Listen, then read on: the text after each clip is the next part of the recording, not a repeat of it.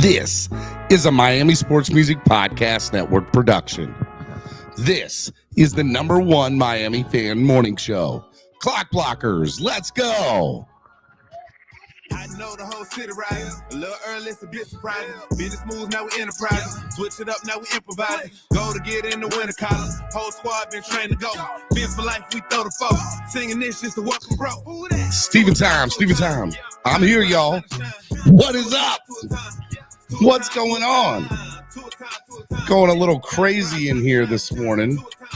It's I'm here in the hotel room, and things are falling off the table, but that's okay. Let me pull this down. What's going on, ladies and gentlemen? It is your guy, Stephen D, right here on the Miami Sports Music Podcast Network. My whole light just fell off the table. Love it. What's going on, man? What is up? Let's go. We got some big breaking news. Adam Schefter 5 minutes ago reporting that Dalvin Cook is being released. We're going to get into all that this morning. It's going to be a good time.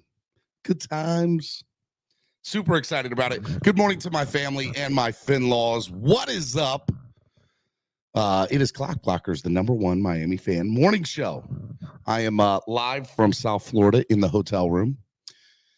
Sitting here chilling with you guys. I'm excited. Oh, man, I'm excited. We had a great time last night. I am Stephen D. You can follow me on all social media at Stephen D. SKPL. Spread kindness, positivity, and love. Please let people know that we're here. Please let people know that we are live. Big deal. Big deal. Per Tom Pelissero, the Vikings have officially released Dalvin Cook, making him a free agent. Oh, man. Oh, it's about to go down, baby. Can we get Messi and Dalvin Cook in a 24-hour span? I'm telling y'all right now, South Florida is the hottest place to be if you're in sports. If you do anything with sports with South Florida, you are right now the hottest thing in the world. The hottest thing. And hockey and basketball, everything. We're going to get into all of it. Man, I'm so stoked. You can follow Miami Sports Music everywhere at Miami Sports Music, except on Twitter where we are at MIA Sports Music. Make sure you hit that like button and subscribe to the channel. Subscribe. Make sure you all do it. All right.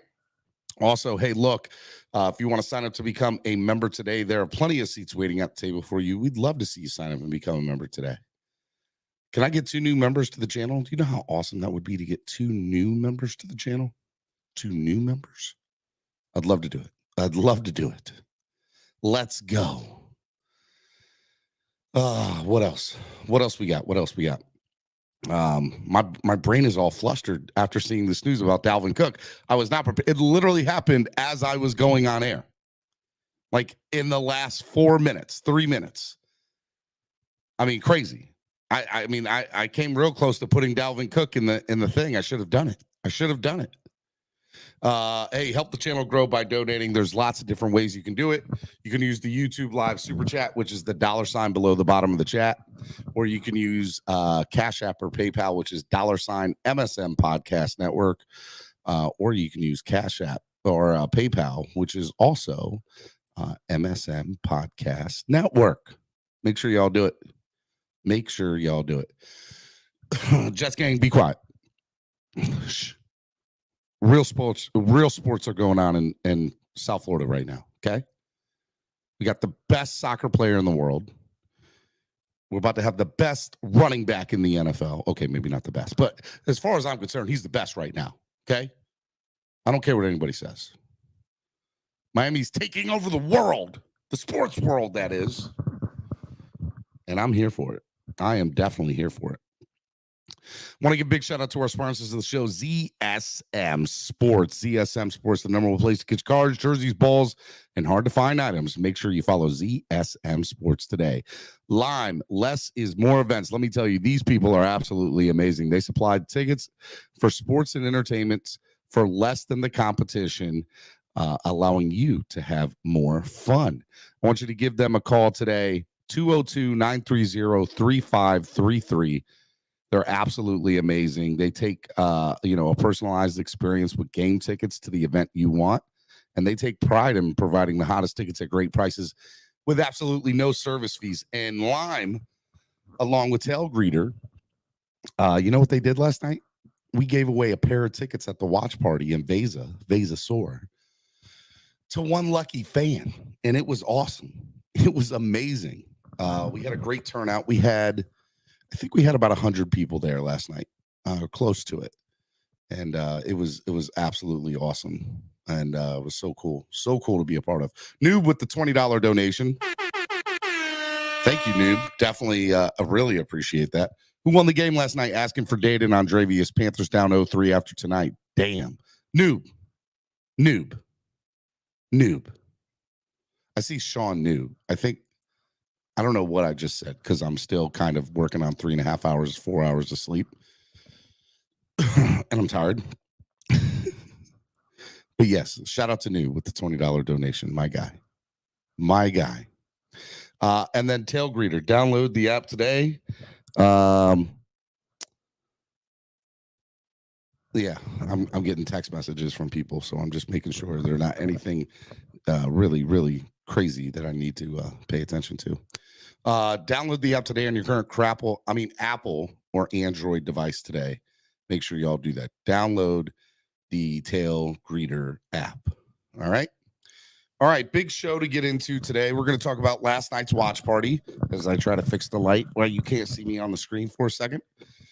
That's what I'm going to do. That's the type of person I am. So everything you just heard is just stuff falling off the desk. We're going to talk about the watch party last night. We're going to talk about the watch party that's going to go on tonight for hockey. We're going to recap a little bit of game 3 and this breaking news. Dalvin Cook has been released from man, and it's awesome. Adam Sadowski, I can't see a super chat, man. I apologize.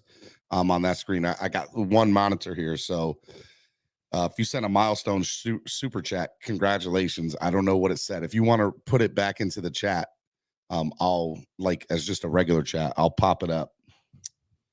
It doesn't populate on StreamYard for some reason. I don't know. Anyways, it's crazy right now. Absolutely insane. Do me a favor, make sure you hit the like button and share this link. Let people know that we're here. Man, let's talk about last night. The atmosphere at Veza Soar was unreal. We had such a good time. I wish you guys were there. We're going to do another one tonight for hockey. So just come on and hang out. Even if you're not a big hockey fan, come and hang out with us tonight at Veza Soar. We love it. It was a lot of fun doing this today or last night. It was a lot to kind of put together last second. And I absolutely enjoyed myself. Cameron 954, who's going to come on in a little bit this morning. He was there. Solo D obviously was there. We had DJ Tropic 2.0 spinning the tunes last night in between the commercial breaks. Tail Greeter and Lime, absolutely amazing. Lime is one of the best new sponsors I've ever had. So shout out to Lessa's More Events. They're amazing to help me put all this together kind of this week in the last 48 hours. But yeah, man, tough game. They just didn't look good. And that's real. The Heat just did not look good in that second half. And the reason why I say they didn't look good is because they were missing some easy shots last night. And I felt like they could have kept it competitive at the end if they had just made some of the like Bam went in 2 or 3 times in the fourth quarter. And I remember Cameron and I kind of and Solo kind of looking at each other like, how do you miss that shot? So it was just some easy shots last night that they weren't hitting, and they should have hit. And so that was tough, man. And Vincent was 2 for 10, and Strus was 1 of 7. You're not going to win basketball games like that. You're just not, especially when you're playing against arguably the best player in the league in the Joker. And that's being real. That's being real. Hope you guys can hear me well. Anyways, yeah, so I mean, we'll get into more kind of the basketball talk. And look, Jimmy Butler, I don't know. I love the guy, but I don't know if he's been 100% there the last two series. Not because his heart hasn't been in it, because his health really hasn't been. That's the way I kind of look at Jimmy Butler right now. I need him to have a big game 4 on Friday night, though, when I'm in the building. That's going to be a lot of fun. So I'm excited about going to game 4 of the NBA Finals tomorrow night here in Miami. We're going to do a lot of stuff on social media, so make sure you're following at Miami Sports Music and at Stephen D SKPL. We're going to do a lot of stuff there, and obviously Solo D. We're going to be doing a lot of stuff. It was good. It was good times last night. I think wearing Shakira was there. I think wearing Jimmy out, y'all too much. Flip side fishing. Yeah, man. I know we're going to get into this Dalvin Cook. Look, let's talk about it, because I know more people would rather talk about Dalvin Cook than the Heat losing game 3 last night, which sucks, by the way. Yeah, I saw Jamal 34, 10 and 10. Jokic had 21 rebounds. You're right. Like, look, this is the last thing I'll say about it. The Heat did not play well last night on offense and defense. They couldn't stop Murray, and they couldn't stop Joker. And they had no big men to really compete with the Joker. They didn't. They just did not. And when you're playing a game in the NBA Finals, if you don't have a big man to stop the opponent's other big man, it's going to be tough to win basketball games. It is. It just is. You cannot get out rebounded. You just cannot do it. So we'll have to see what happens. But I'm going to talk a little more about the game when Cameron comes on here in about 15 minutes. In the meantime, let's just briefly touch on Dalvin Cook. Dalvin Cook, Tom Pelissero saying that Dalvin Cook has been released by the Minnesota Vikings. I think this is huge for many different reasons. Number one, everybody wanted to know, like, I watched a lot of stuff yesterday because I was on the flight in the morning and was just kind of like sitting there, and I'm like, why hasn't Dalvin been released yet? And this is yesterday. I'm like, it makes no sense. They took him off all the marketing material. They clearly did not see him as a priority per se. I think that they were trying to get some real value for him, and they couldn't do it. They just couldn't. So it made more sense for them to cut Dalvin Cook. But they needed to play out all their options, and they played a game of chicken. They did. Minnesota played a game of chicken with the Dolphins and whoever else was potential. I'll say this. If it was just the Dolphins that they were playing chicken with, he would have been released a long time ago. The reason that it took several days after June 1st for him to get released is because the Dolphins are not the only team in on Dalvin Cook. Now, we all have heard, obviously, Buffalo. We've even heard, the Jets kind of throw ring toss their name into it. Although I don't think the Jets are a viable option for him. They got 2 pretty good running backs. No point in spending the money to go after another guy, look, he helps anybody's team. I mean, Dalvin at the end of the day helps anybody's team, right? But Dallas, I think, is another team that was in there. Denver now. So I'll say this. There's no way that the Minnesota Vikings wait several days to release him if the Dolphins were the only team in on him. They're not. They are not. But now that he's released, and this is the kind of the gamble that the Dolphins have, is we have to compete now with Denver. We have to compete now with, Buffalo or Dallas or whoever else is in on the Dalvin Cook sweepstakes. Now, we have 3 things going for us. Number one, we have one of the greatest rosters assembled in recent history in the NFL. Point blank, we do. You can say what you want. You can call me a homer, whatever the case is. That's fine. But go look at this roster on offense and go look at this roster on defense and tell me it's not a great roster name-wise. You can't. We had a top 10 offense last year. We brought in a defensive coordinator that could easily make this a top 10 defense this year. I know we have the second hardest schedule, but who cares when you have a roster like this, in my opinion? So I kind of look at the roster the way it is assembled on the backfield, and I say, okay, look, we got Raheem Mostert and Jeff Wilson, who have had had some injury issues in the past in their playing career, but when they're on, they're great. But they're not consistent always, and that's part of their issue. And you look at this roster as is, I think currently it can be a Super Bowl contender now, with a couple of small pieces being added to it to make it better. But you add a big chess piece like Dalvin Cook, you got to think at the end of the day the Dolphins are a Super Bowl contender unequivocally, no debate. Because at that moment, then the only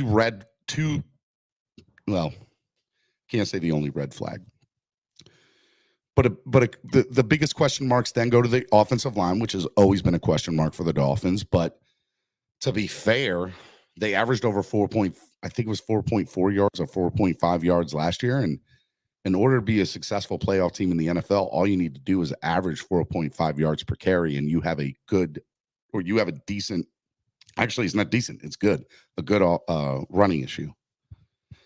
And then, I'm still kind of scratching my head about how the tight end position is going to work in a Mike McDaniel offense, because, they brought in Eric Sauber, who I think, from what it sounds like, could be getting a majority of the playing time from tight end, but we'll see. And then obviously Durham Smythe is going to get a good eye too. And then the guy that they got in the draft in the 6th round, who wasn't a tight end, who we, for some reason, don't want to draft real tight ends. We'll take an experiment for some reason at the tight end position. But to be fair, McDaniel did give us something that we haven't had since the mid-90s in Miami, and that is a top 10 offense. So I don't want to question him from that standpoint, because he obviously knows something that works. And so for me, that'll be great. I understand that people like Gabriel Sosa says, you're arguing with yourself on Cook coming. We don't need him. Resign Wilkins and apparently Connor.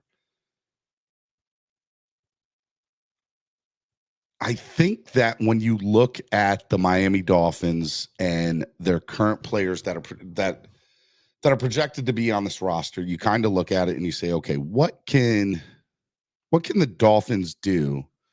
What can the Dolphins do to be like, hey, to not piss off their current players on their roster?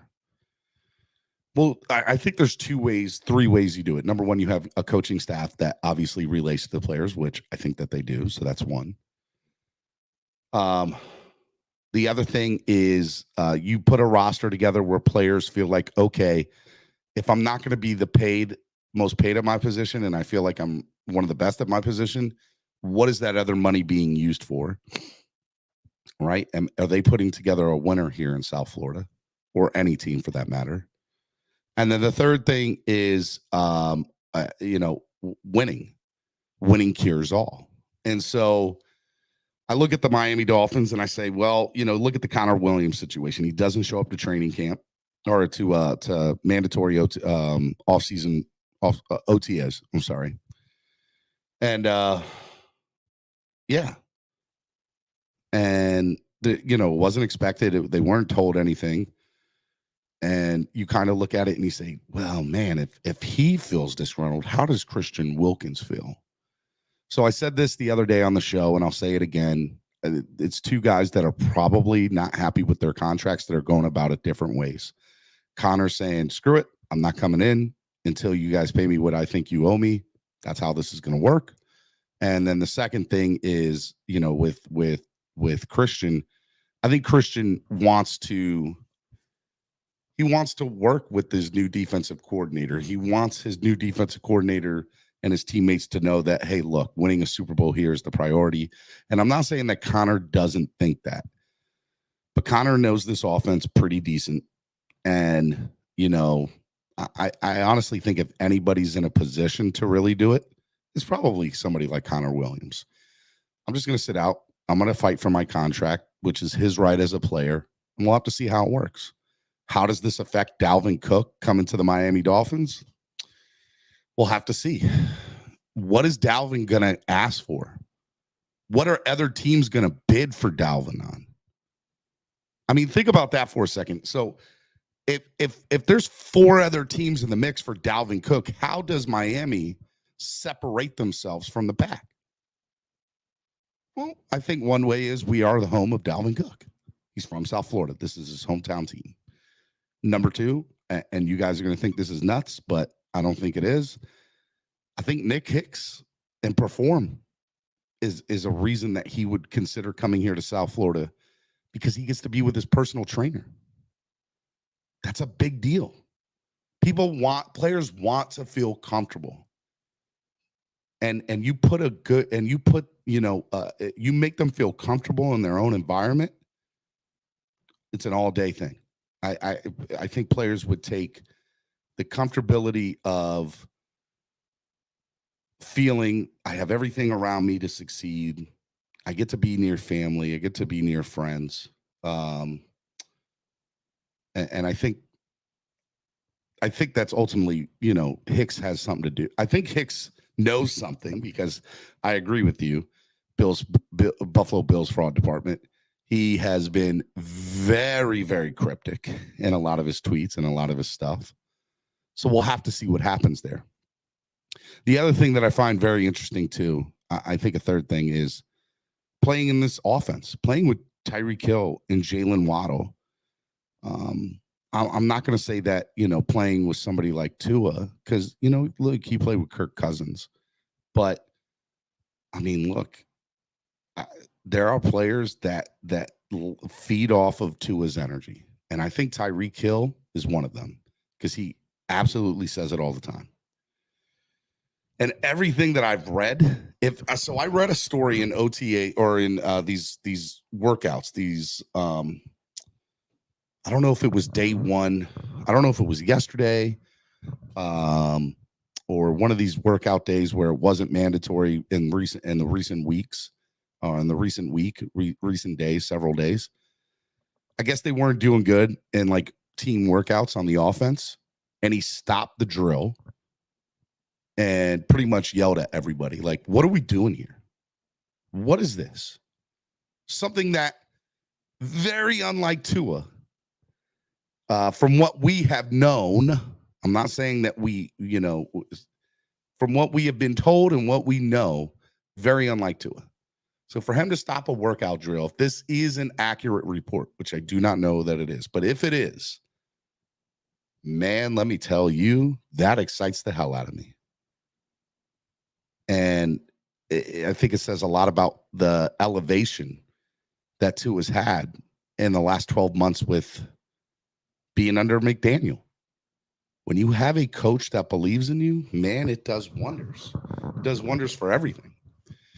And so I think if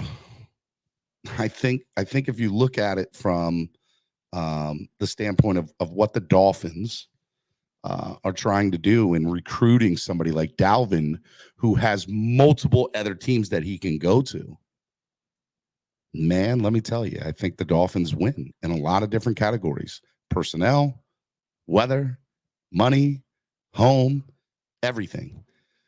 And why do I say money? Because they probably won't give them the biggest contract out of what people will probably do. But what they will probably do is, again, there's no state tax here. And that plays a part. So we can give them less money than what somebody else may do. And the money still may work out because of what the tax bracket is in New York or Texas or something like that. So we're somewhere stupid on the West Coast, which I don't think you will. But ultimately, I'm excited about the Dalvin Cook news. I think that it says a lot. Although, all right, Adam Schefter is now reporting. Let me say this.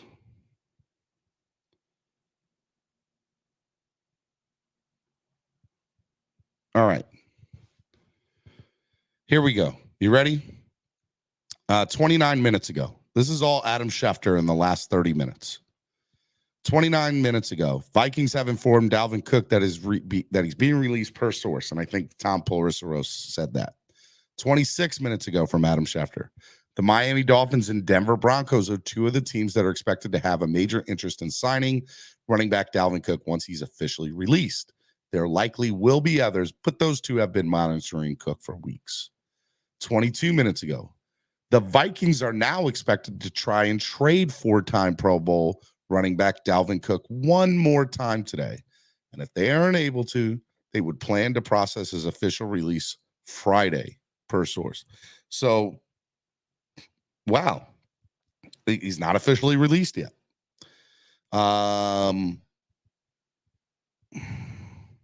16 minutes ago, Vikings will owe Dalvin Cook $2 million this year once they release him. By releasing him after June 1st, the Vikings will also save $9 million in cap space while taking on $5.1 million in cap money for this year. 15 minutes ago, Dalvin Cook is coming off a fourth straight Pro Bowl season, rushing for 1,173 yards and 8 touchdowns. His career in Minnesota ends after 6 years, where he totaled a little over almost 6,000 yards. 1,794 receiving and 52 total touchdowns. He does turn 28 years old on August 10th. And this offseason, the Vikings have moved on from linebacker Eric Kendricks, wide receiver Adam Thielen, and now running back Dalvin Cook. Interesting. So I guess he's not officially released yet, if I'm reading this correctly. Let's see what Tom Polarisseros has to say about anything. Are expected to officially release Dalvin Cook. Here we go. So unless a hit, okay, here we go. The Vikings are expected to officially release Dalvin Cook on Friday. So unless a Hail Mary trade offer comes through, he'll be a free agent to sign with any team starting after 4 p.m. tomorrow. So after 4 p.m. tomorrow, he'll officially be a free agent. But they will try to do a Hail Mary trade this afternoon.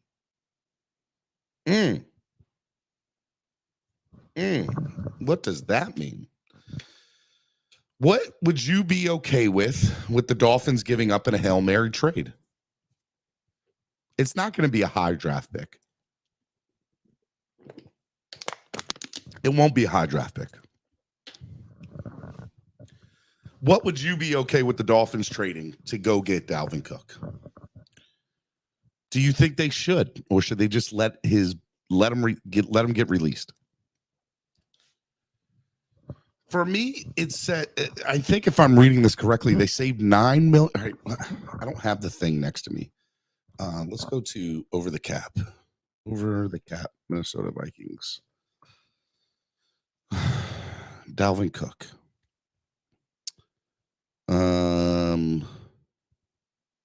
Post June 1st.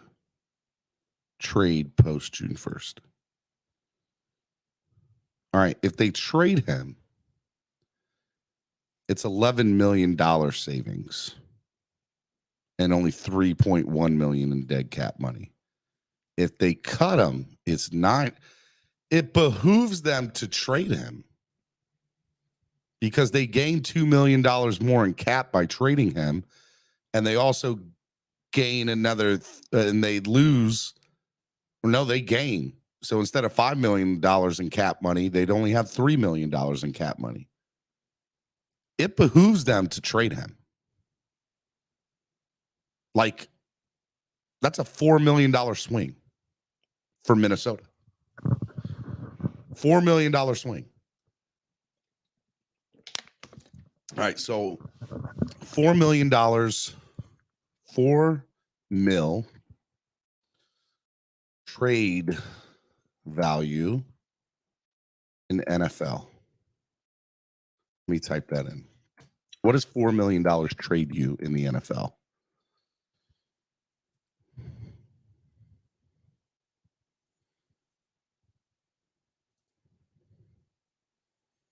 I mean, I'm going to say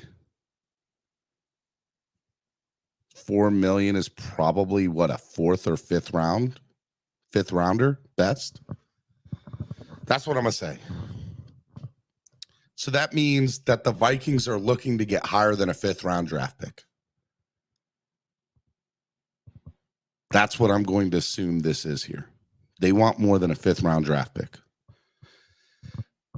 Why wouldn't the Dolphins go trade a fifth rounder next year and Noah Igbenogany to Minnesota for Dalvin Cook? Could you imagine if the Dolphins pulled that shit off? If the Dolphins pulled off a trade to go get Dalvin Cook for a fifth round pick and Noah Igbenogany, I would lose my you-know-what. I would lose it. I would lose it. Straight lose it. Yeah, Kurt, man, I'm trying to drink some water here. I'm sorry. Oh, I'm thirsty. So thirsty. Yeah, wow. That's interesting to say the least, I would say. Miami supposedly already tried giving a third rounder. DDG said that hasn't been confirmed, has it? I don't think that's been confirmed yet.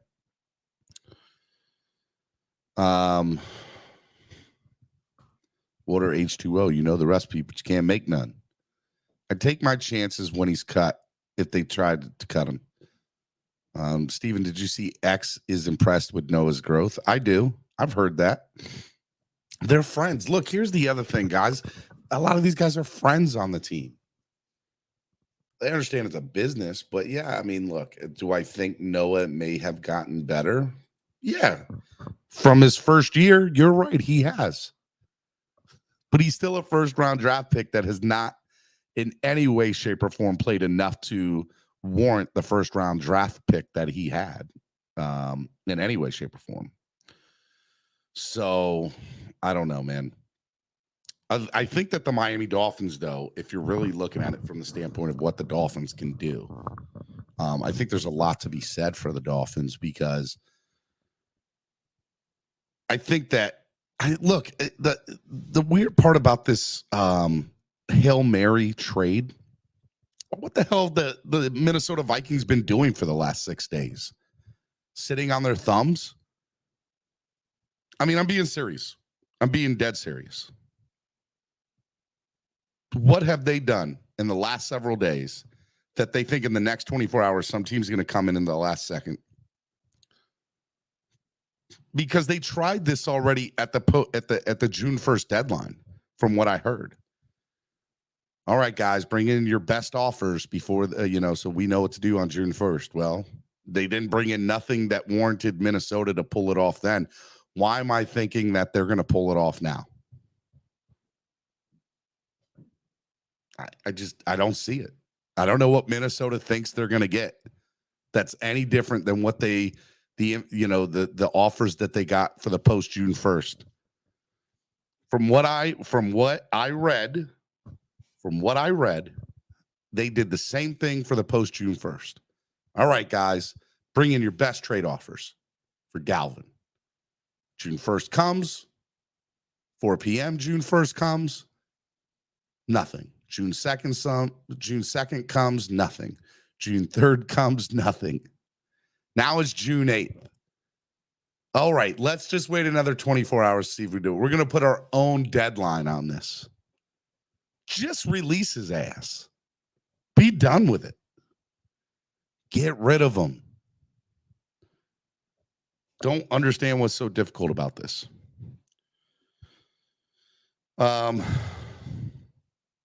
I agree with that, X. He says, only way a team trades for Cook is to keep him off an opponent's roster. That's fair. That's fair. William Hawk says, give him Cedric and Mike White. The man ain't even been in a training camp for the Miami Dolphins, and y'all are already trying to trade Mike White. Come on now, man.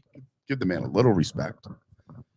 Let the man have an opportunity to win the backup job. Too funny. Too funny. Look, I think that the Dolphins have a lot of different options here, but the one that makes the most sense is wait it out. There's no point in bringing in a Hail Mary. I'll be honest with you. If I was Chris Gray, I wouldn't even put in a Hail Mary trade offer. I gave you waited X time long.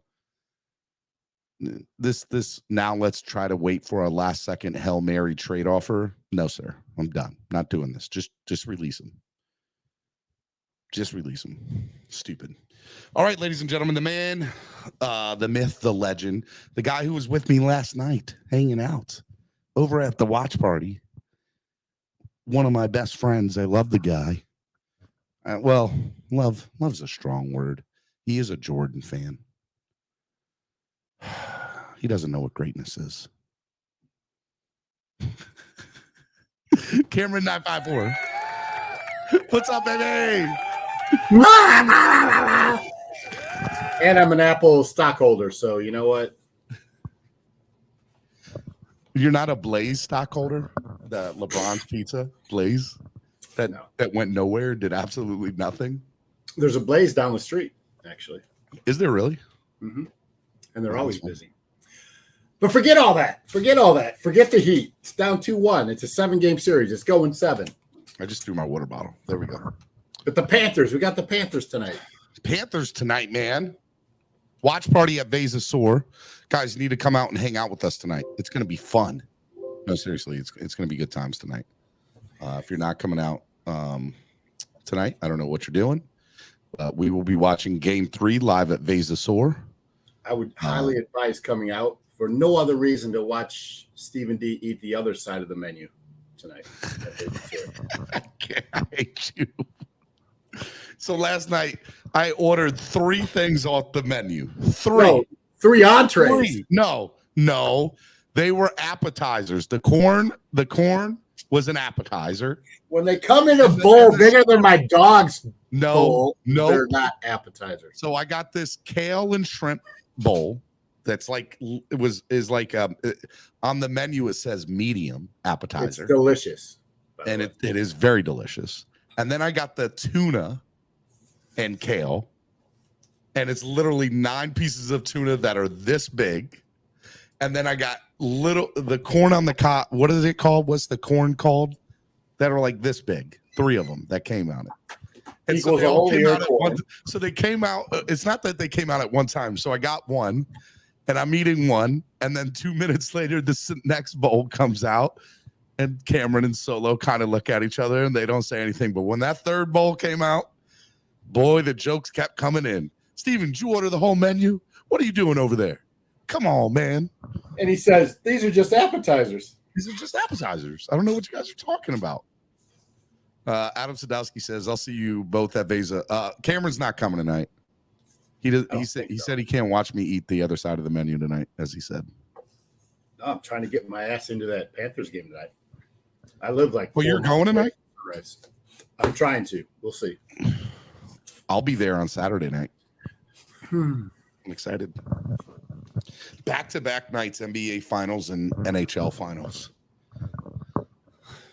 It's going to be awesome. All right, there's a lot to get into the Dalvin Cook stuff, but before we get into all that, because I think that'll take a majority of our conversation today, one thing we haven't discussed yet, Cameron, is Messi coming to South Florida. How big is the news yesterday that Messi chose? By the way, he had his own decision and announced it in the interview, just like LeBron did. But there was no backlash for Messi coming when he chose to come to South Florida in his decision. Tell me what you think about Messi coming toUd Florida. And well, how big why would it? Because he is the greatest player in his sport, unlike other people who came to South Beach. Here we go. But I digress. And let me all remind you, and he even said it in his interview, if you listen to his interview, he hasn't signed the contract yet. So that's semantics. As color commentary likes sales, to say, semantics. As we say in sales, I'll count it when the truck backs up to the dock. All right. Let's say for a second that he does. How big of an impact does that have in South Florida?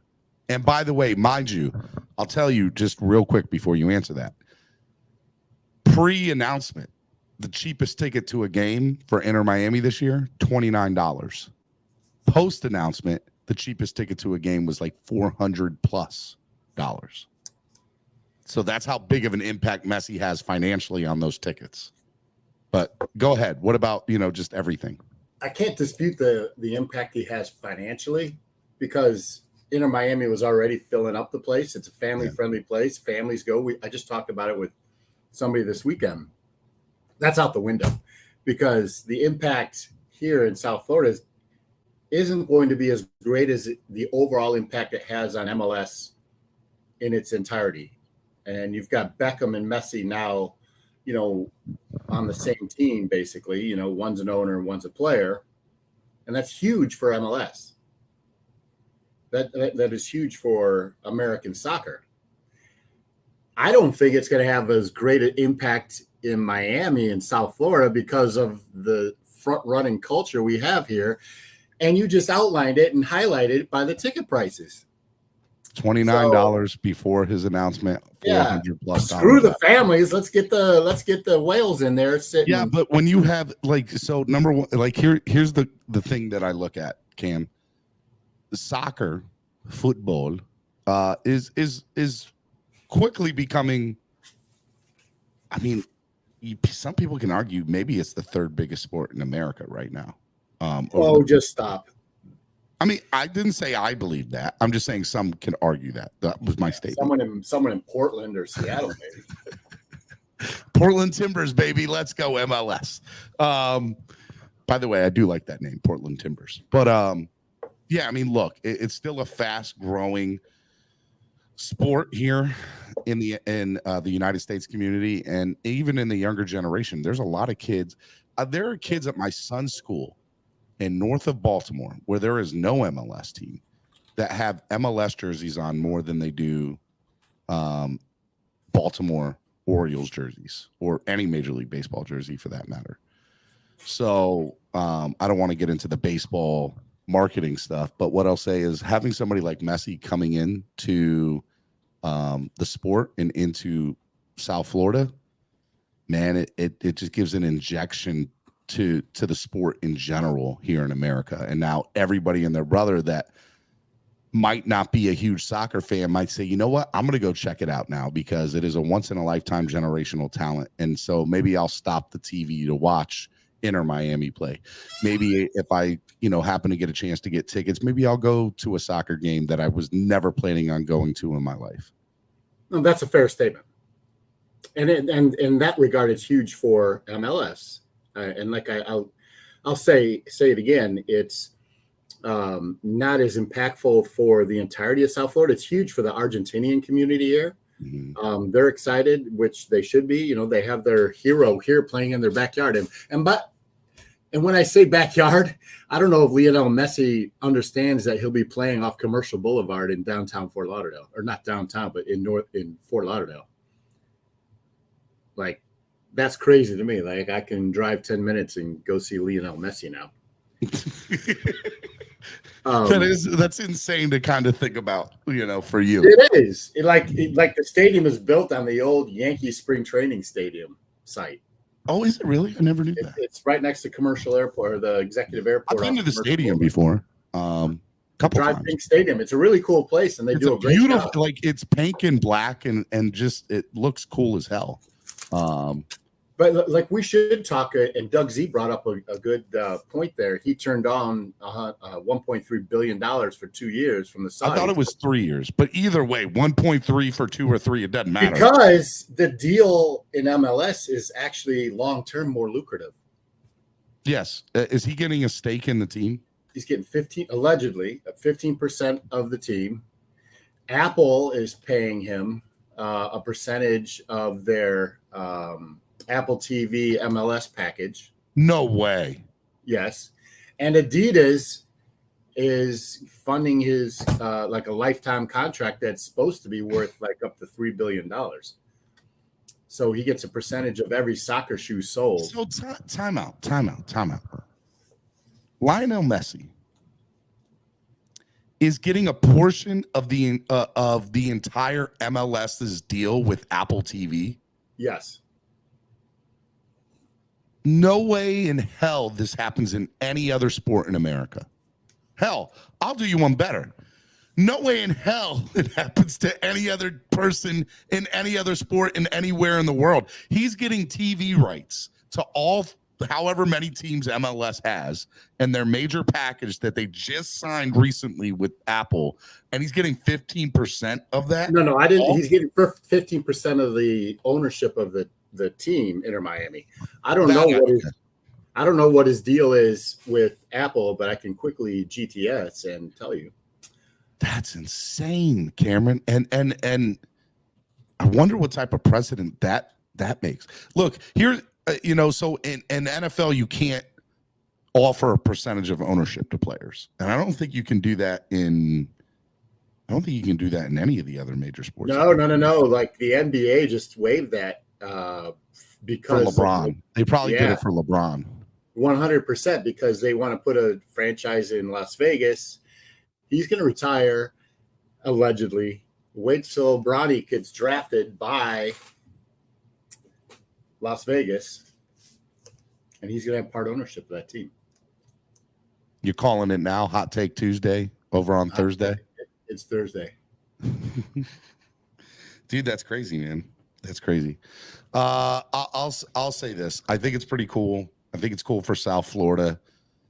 They have the hottest soccer player in the world. And look, I know he's at the back end of his career, but it's still awesome that Messi's coming here, So it says here on June 6th, Apple also announced that it would air a 4-part docuseries on Messi on Apple TV Plus, which now feels like foreshadowing, as Messi will reportedly get a piece of the Apple MLS broadcast partnership. Real quick, I'll say this before we go on to the next topic. Hey, shout out to Marty Marr, man. Big ups to your daughter. Go check her out in those awards, man.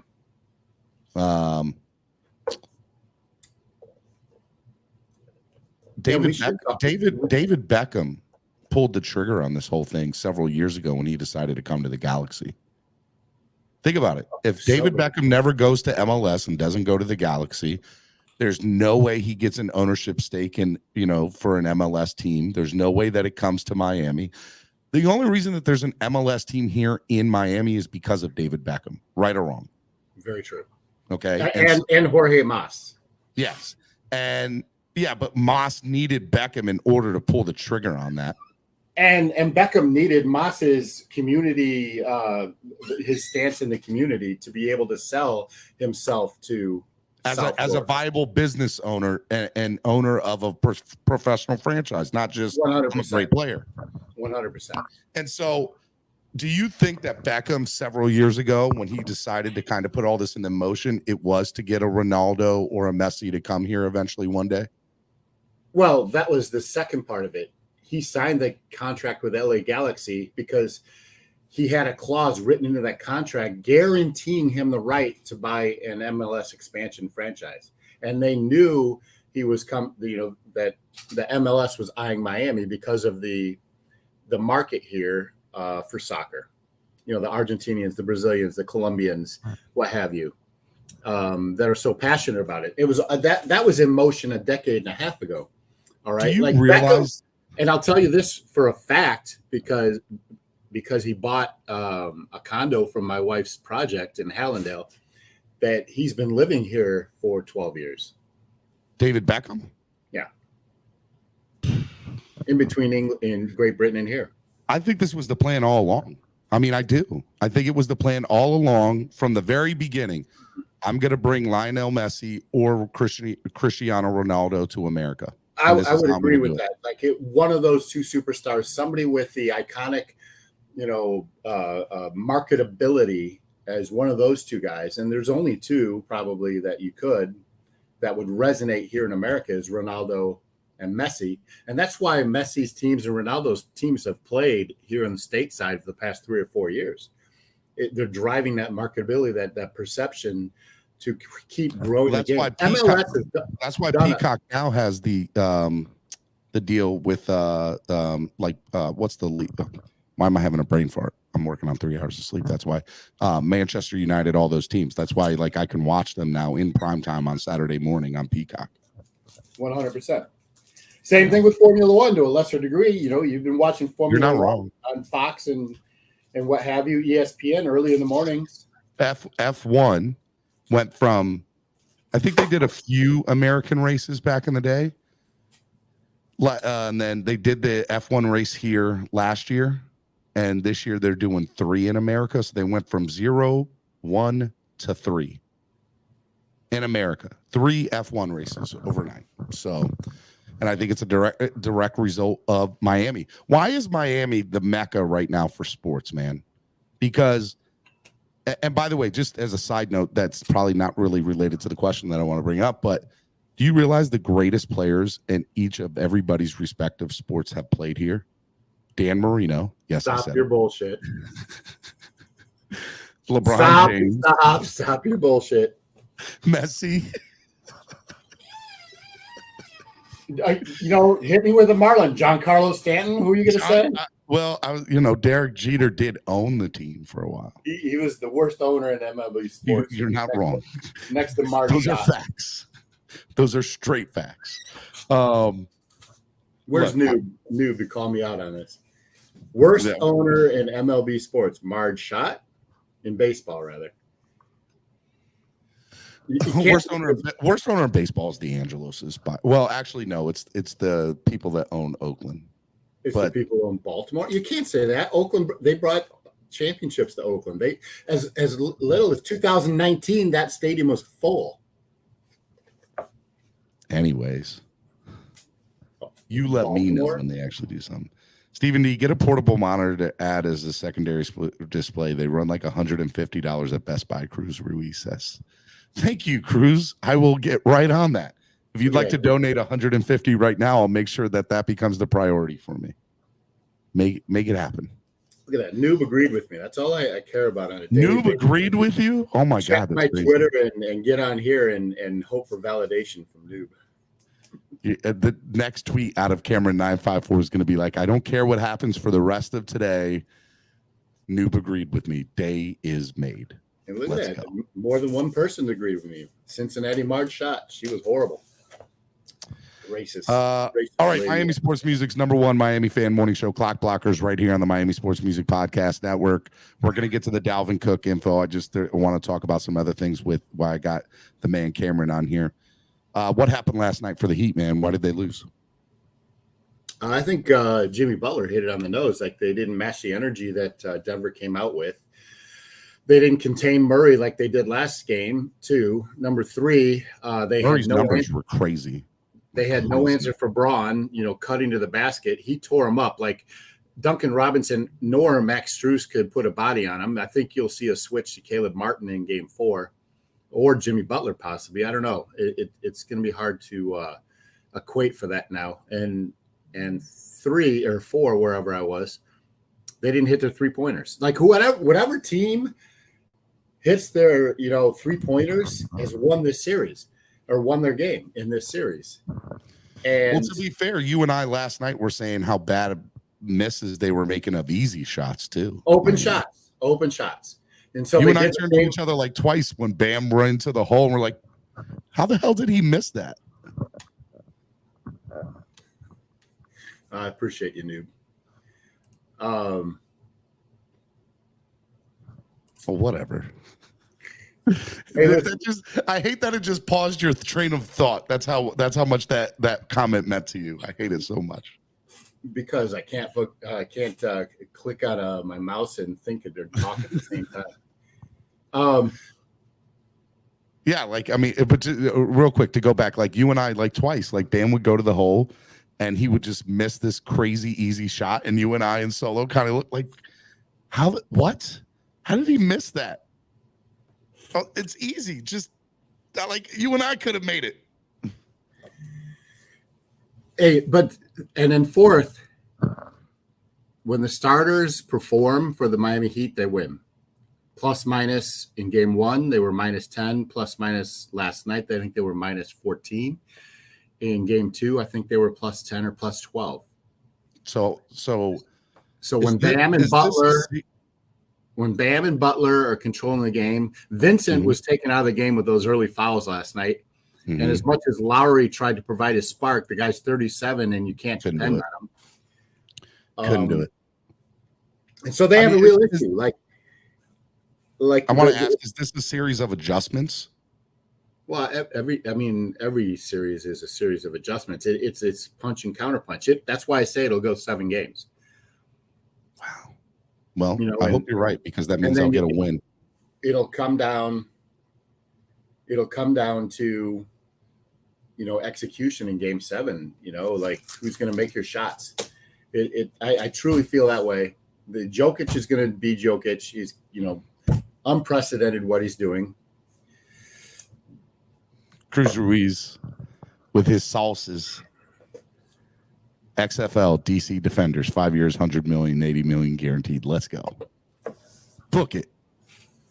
Okay. I ain't mad at it. All right. Well, all right. So you think that they win tomorrow night? Yeah, me too. I think that. And it's just the way this series has gone, and really how the whole playoff run's gone since, that first series. It's up and down. They're streaky shooters. Like, one night they're shooting 63% from threes. The next they're shooting 19%. Like, and I was thinking about this morning, like against Denver, where, Bam is kind of mismatched. He only wins by his quickness and beating Jokic to the bucket. They have to win around the perimeter. We noticed this last night when Himmy was getting to the paint, on that mid-range jumper, dude, it was like easy money because they weren't challenging it. They were playing a one-man rub off, a screen, and he was getting a shot and popping them, and they stopped doing it. And you know why? It's because they put Braun on Butler, and he was quicker to the spots and bodying them up. And that's a real issue. Well, I think ultimately they have to do better. They have to, because and the other thing that Miami has to figure out a way in the 7-game series is win at least one time back-to-back. If they can win one time back-to-back, they can win this series. Well, they have to. You're not Nostradamus here. I mean, you're talking about where we're going into game 4. So really the opportunity to win back-to-back is pretty narrow here, buddy. Now in game 5 in Denver, got to do the next 2. Got to happen. Or it's either 6 and 7. So you either win. All right, next thing before we by the way, Dalvin Cook is going to be released. We're going to get into that conversation. I promise you we're going to get into it. There were things I wanted to talk about with Cameron this morning before that news broke. Dalvin Cook. We'll get into that in 1 second. I want to ask about the Marlins, man, real quick. Crazy. 7 straight games, right? So let me preface this. They've won 7 straight games against the 2 worst teams in the league, Kansas City and Oakland. That, who cares, right? Mm-hmm. Up to that point, they had the second hardest schedule in the league, and we're a 500 team. So a mark of a good team is beating the teams you're supposed to beat. And that's what they've done. And they've done it by a margin that's unprecedented. They're like plus 39 in run differential over the past 20 games, which is huge. And all of this while their best pitcher and Cy Young Award winner has been garbage this year. Sandy Alcantara has been. All right, good morning, David Gunkel. Good to see you back. And so listen, they go into Chicago, a very winnable series. Mm-hmm. And let's see them do it on the road. And the key to the Marlins right now is they're getting production from some of the young players that they weren't getting before, namely Jesus Sanchez. Wendell is starting to hit. DLC, De La Cruz, the lesser-known De La Cruz, who plays for the Marlins, has been really, really, really, really good. And Soler is like second in the league in home runs and third in RBIs, I believe. That's crazy. And that's not even to mention the best hitter in Major League Baseball, Luis Arez, is over 400. The latest anybody has been over 400 since Chipper Jones in 2009, I think. Don't quote me on that. So it's June 8th. Second or third week of July is the All-Star break. What do you want to see the Marlins do in the next 5 weeks, 6 weeks? Get healthy, continue building this momentum because they have a streak in August where they play Philadelphia, New York, San Diego, and I want to say Atlanta back to back. And are they going to be buyers at the trade deadline? I mean, they're 2 games out of first place behind Atlanta. But how many sellers does having, what is it, 7 teams now in each league make the playoffs, if I'm correct? You're about to hit on a very important subject. So how many sellers are there really going to be? If teams are 2 or 3 games out of that 7th wild card spot, hell, even 5, let's be real. How many sellers are there going to be at the trade deadline? Very few.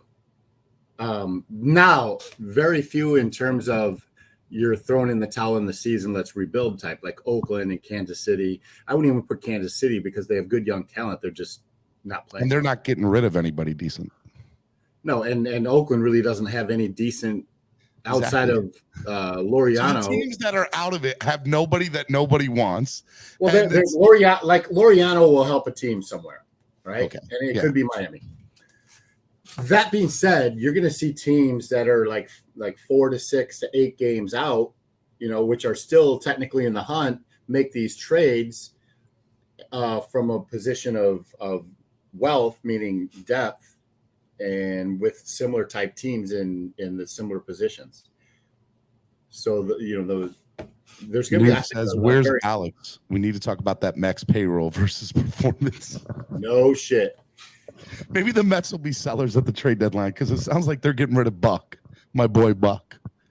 Dude, Buck needs to be gotten rid of. I love Buck, man. Leave my boy alone. That's my guy. All right. By the way, and last question I have about baseball. By the way, tomorrow morning, Cal Ripken Jr.'s son, Ryan Ripken, will be on with me. Ryan is a pretty big guy in the sports market in the Baltimore area. Played minor league baseball for several seasons, made it all the way up to AAA. Was AA All-Star a couple times. Look, people say all the time in baseball, if you don't make the majors, you're not a good player. There are plenty of great ball players that played in the minors for years, and their talent is really, really good. And so, look, he had to live in his dad's shadow for a long time, but man, Ryan knows how to play baseball and knows the game of baseball.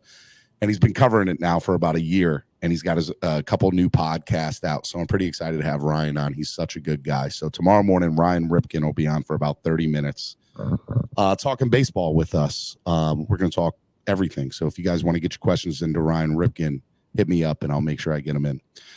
All right, let's get into it. That's why the people are here. Let's talk about Dalvin, man.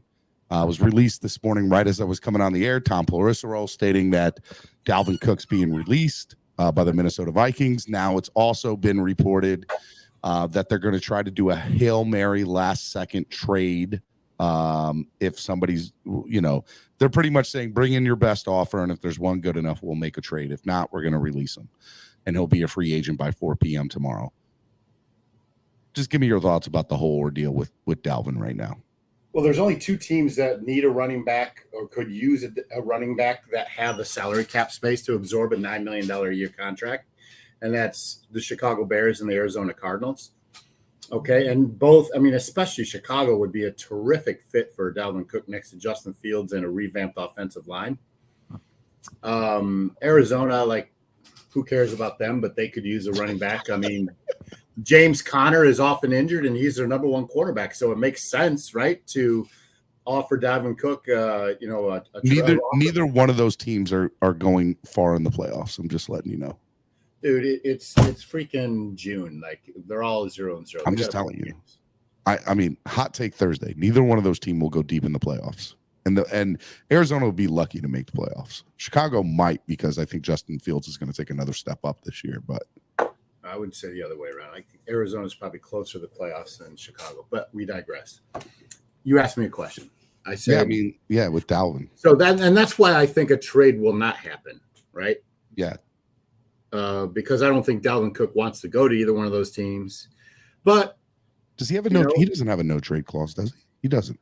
No, but I mean, does he essentially have like a not like you trade me here if you want to, but I won't play? You know, is that pretty much like what does he have the upper hand here and where he goes? If they wanted to do a trade, I don't know the answer to your question, but I will tell you this: I think Minnesota will make the best deal for Minnesota if they get some trade pieces back that are useful and maybe a draft pick. I don't care what team it is. I think that's where he goes. But but I'll go back to my original statement. I don't think a trade happens. Because everyone's going to try to lowball Minnesota. I mean, they have been. What's the difference between 7 days ago and now? That's what I was just saying before you came on. There's no difference. None. The 31st of last month, they went to all the teams and they said, bring in your best trade offer so that we can do what we need to do by June 1st at 4. Didn't happen. You get it? Nothing happened. And so you mean to tell me that they're trying A, they're putting their own deadline on it, and B, what have they been doing for the last 7 days? Sitting on their thumbs, as I said this earlier. There's no difference. No team is coming in the last second to make some substantial trade offer that was different than what they were going to make 7 days ago. And that's why, listen, a team will trade for him only if they covet him enough on his roster that he will make a difference. And the only 2 teams that have the salary cap that fit that description is Chicago and Arizona. All right, let's forget the salary cap for a second. So if he's just straight out released and now he has to negotiate a new contract, there's 12.5 teams that could use his services, including all 4 in the AFC. Manza, he's not officially released till 4:00 tomorrow. Correct. He'll be a free agent at 4:00 tomorrow. What they're trying to do today, and what's been reported now by Adam Schefter and Tom Pelissaro, is that they are trying to do a Hail Mary trade, is what the term that they use, to see if that they can get back some value for him. Now, I went to overthecap.com this morning. If they release him, they get $9 million in salary cap, but they'll have 5.1 in dead cap. If they trade him, they will get $11 million in salary cap, and they will only have 3.1 in dead cap. That's a $4 million swing if you trade him.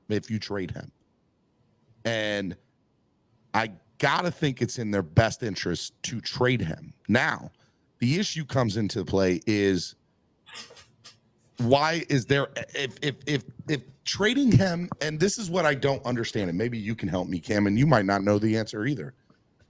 If it behooves Minnesota to trade him, why wouldn't they just say, I don't care if you give me a 7th round pick because I get $4 million out of it? Why wouldn't they just trade him for a bag of chips? I mean, to be fair, if they're just because they're trying to do him maybe they're trying to do him a solid. I don't know how the contract works like that.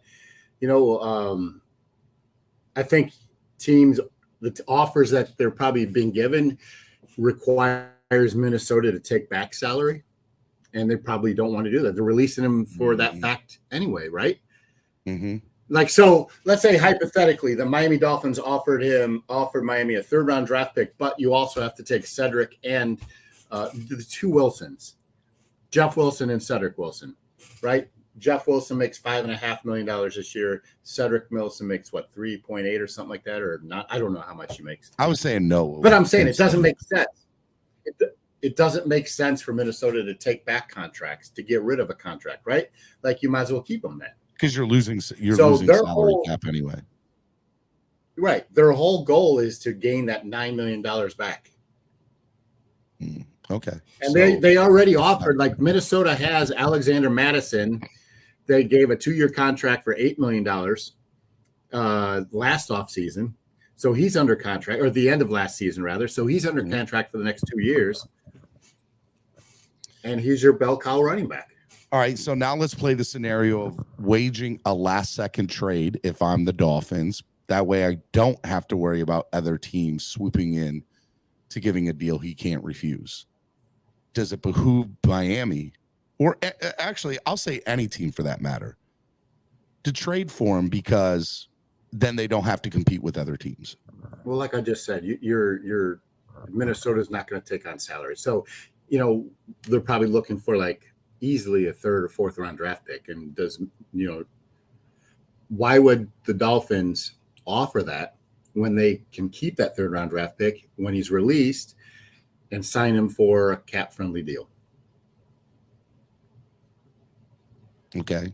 All right. So if you're the Dolphins, you're not worried about competing with other teams because in theory, whether you give him the biggest contract offer or not, which we probably wouldn't, we still have more to offer in South Florida because of he's from here, his home is here, Nick Hicks is here, he's always wanted to play for that overweighs if some team comes in with $5 to $10 million more. I think that's the biggest. I think that's the biggest question to be answered is, what his motive will be. Is it to win a Super Bowl? Then I would say he may or may not come here. Like that puts Miami on if he could go to Buffalo and be the number one running back. He doesn't want to take snaps from his brother, and he said as much. Yeah, but I'm saying he could go somewhere and win a Super Bowl. He'd go to Dallas and share snaps and be in contention. He could go to Philadelphia. He would be an asset in any running back room, right? What the Miami Dolphins have in their back pocket is the fact that he was born here and he has such a deep love for South Florida and wanting to play here. If you remember his interview when Minnesota played before the game they played down here last year, he almost was crying because he said it's a dream come true. We don't get to play down here very often. This is my home field. He scored a touchdown. Like his whole family was there. It was he said after the game it was the happiest he's ever been playing football since high school. And so if he could have that every Sunday being for him, yeah. So I think what you have to ask yourself is, obviously there's a match there with the Dolphins. There's a want from the player. Greer has worked magic with the salary cap, and that's probably why he hasn't signed an extension for Wilkins and Hunt and all these other guys, because he wants to see how this, plays out with Cook. It's going to be interesting to see how Greer manages the roster in that, specifically that running back room. Because you remember they drafted, with their third round draft pick, somebody that's going to contribute this year. Mm-hmm. All right. So you've got Mostert, you've got Wilson, you've got Shane. You still got the two, guys that have been here since Flores years, and Ahmed and Gaskin. Yep. So, there's only so many touches. So what I think will happen if the Dolphins do offer him a contract, you're going to see, Ahmed and Gaskin and Wilson gone. I think one of those two, either Mostert or Mostert stays. I think Mostert stays. Yeah, but you have to also remember that Jeff Wilson's contract is guaranteed this year. They're going to eat that salary, and they traded draft capital to get him. So, all right. So Jeff Wilson and Raheem Mostert's contracts are both guaranteed this year. I don't think they're going anywhere, and they're somewhat significant. Myles Gaskin, I think it's $300,000, maybe $500,000 is guaranteed, but that's it. So essentially, he's a non-guarantee. Like you don't care about that. And Salvin Ahmed is not guaranteed, if I'm correct.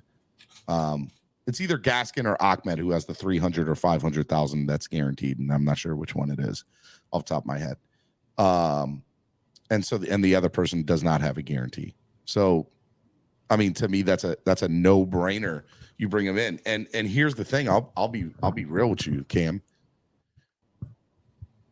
It'll be a 5 run. Like they'll bring in an undrafted free agent to take snaps at training camp. Zaquandre White probably will get if he's still here. I don't know if he is or not. No, he's signed with somebody else. Yeah. Okay. Well, then some undrafted free agent will get snaps at training camp, along with Gaskins and it's Chris Brooks. Chris Brooks. Okay, so Chris Brooks will get a lot of snaps in preseason, along with Salvin Ahmed and Gaskins. And they went with 5 running backs last year out of training camp. I gotta think that they're going to go with 5 again, just because the way that the offense is. So knowing that, I'm going to say this, and I'm comfortable saying this. If Dalvin Cook comes here, Dalvin Cook will be the 1. Raheem Mostert will be the 2. Jeff Wilson will be the 3. Salvin Ahmed will be the 4. No. And, it'll be whoever can get that last spot will be a mix of Gaskins, Chris Brooks. I'm telling you right now, Devin Achane is going to see snaps. Oh yeah, I forgot Achane. All right, so never mind. So it'll be Cook's 1. I totally forgot about Achane. Thank you. It'll be Cook 1, Achane 2, Raheem Mostert 3. You don't think Achane will see more carries when it's all said and done next year over Mostert? No. I don't know. McDaniel likes Achane a lot. You didn't even remember his name 30 seconds ago. I know. Come on, man. I'm working on 3 hours of sleep, and I'm doing the show from a hotel. Oh, you're right. Oh, come on, man. It's Miami, man. It ain't Baltimore where you sleep till 1 o'clock. I've been up since 4:30. You know what time I got home? Midnight. How long did it take you to get home? Yeah, there was some construction on the turnpike. It was brutal. No, you know what's funny? I come down here several times a year, and the one thing that always gets me is the traffic, because it took me an hour to get from Hialeah to Veza last night, and that's normal. But on the way back last night, because I stayed until the end, because I wanted to make sure the DJ got all his equipment and everything was cleaned up good. It literally took me 22 minutes to get home. Yeah, and that's cool. But going back to your running back room, like it'll be Cook, Mostert, Achane, and maybe they do keep Wilson, and maybe it's 4 running backs. You don't think they're going to keep 5? They kept. So why did they keep 5 last year at the break of training camp? Well, because they also they traded for Jeff Wilson, right? Mostert was injured. Like those guys have Edmonds, so they cancel out. Right, and all those guys had injury history, right? Yes. So you're going into the season with Wilson and Mostert as your 1 and 2, 2 and 1, whatever, and you drafted somebody. All right, so right now there's 6 running backs in that room. You add Cook, that'll make 7. You get rid of 3. I think it'll be a 4 running back room. So where does the extra roster spot go to? Wide receiver, tight end. Well, I would hope offensive line. Yeah. Huh? Offensive or defensive lineman, I would hope. I mean, they have a boatload of offensive linemen in camp, right? And remember last year they were signing guys off the street to start. Like, I know they don't want to go into that situation this year, especially with, a rebuilt ankle on Austin Jackson and Teron Armstead. He's made out of paper mache. So I'll say this. This is how I think it's going to go down. Cook will sign here. Cook and Achane will be 1 and 2. And then Raheem Mostert will be right behind Achane, because Achane still got to learn the offense. He still has to learn the system. So in the beginning, it'll be Mostert, but by the end of the year, Achane will probably be the second back. And my thought is Jeff Wilson and Salvin Ahmed are going to be backs number 4 and 5. And I think they're going to go 5 running backs. If they keep 5, yeah, it'll be between Brooks, Ahmed, and Gaskin who gets that last spot. But I think it's 4. But now here's another thing that we're not talking about either. Alec Ingold had a broken hand last year, and you got to think he's going to get utilized differently this year, because now he's fully healthy, and he's going to get some reps out of the backfield. And yesterday in the reports, he's been having outstanding OTAs. Yeah. How would you feel? Gabriel says, how are you to feel if we don't get Cook and Wilkins stop showing up? So let's talk about this, because some of the fans are truly worried. Why are the Dolphins not making a priority to Connor Williams and Christian Wilkins and the renegotiation or restructure of some of our current players' contracts? And how are they going to feel if they go out and get Cook and making him the priority over them? Well, and that's why I prefaced that by saying there has to be some moves that are made in conjunction if they sign Cook, right? Mm-hmm. So someone's got to go, like whether it's Cedric Wilson or Jeff Wilson or both. It could be. That would be my two biggest. Does Jeff Wilson have dead cap money if we release him? And what type of savings do we save if we get him? Do you know that? Dead cap, Jeff Wilson is 2.6. And what do we save? His cap is 2.2. I don't think the ends justify the means there. And the same with Raheem Mostert. Like it's dead cap of 2.2. With a cap hit at 2.1, right? Yeah. So doesn't justify the means. But Jeff Wilson, on the other hand, or Cedric Wilson rather, that's a $6 million savings if you get rid of him. If you trade him. If you trade $6 million post June 1. And if you cut him, what is it? $8 million. It's an $8 million hit. It's an $8 million. If I don't see any way, shape, or form that he makes the team. You cut him post June 1st, it's $6 million hit. His cap hit is $8 million if he's on this team. Okay. Well then, so what do you? So after you, so let's say Cook signs tomorrow at 4 p.m. What's the very next move for the Dolphins? Is it restructuring Connor and Christian? And are the Dolphins pissed off at Connor for not showing up too? Do you think that there's some animosity that he's the only one that didn't show up and didn't say it, by the way, just didn't show? I can't see how McDaniel didn't look very thrilled about it. Let's put it that way. Like at all. And honestly, if anybody has a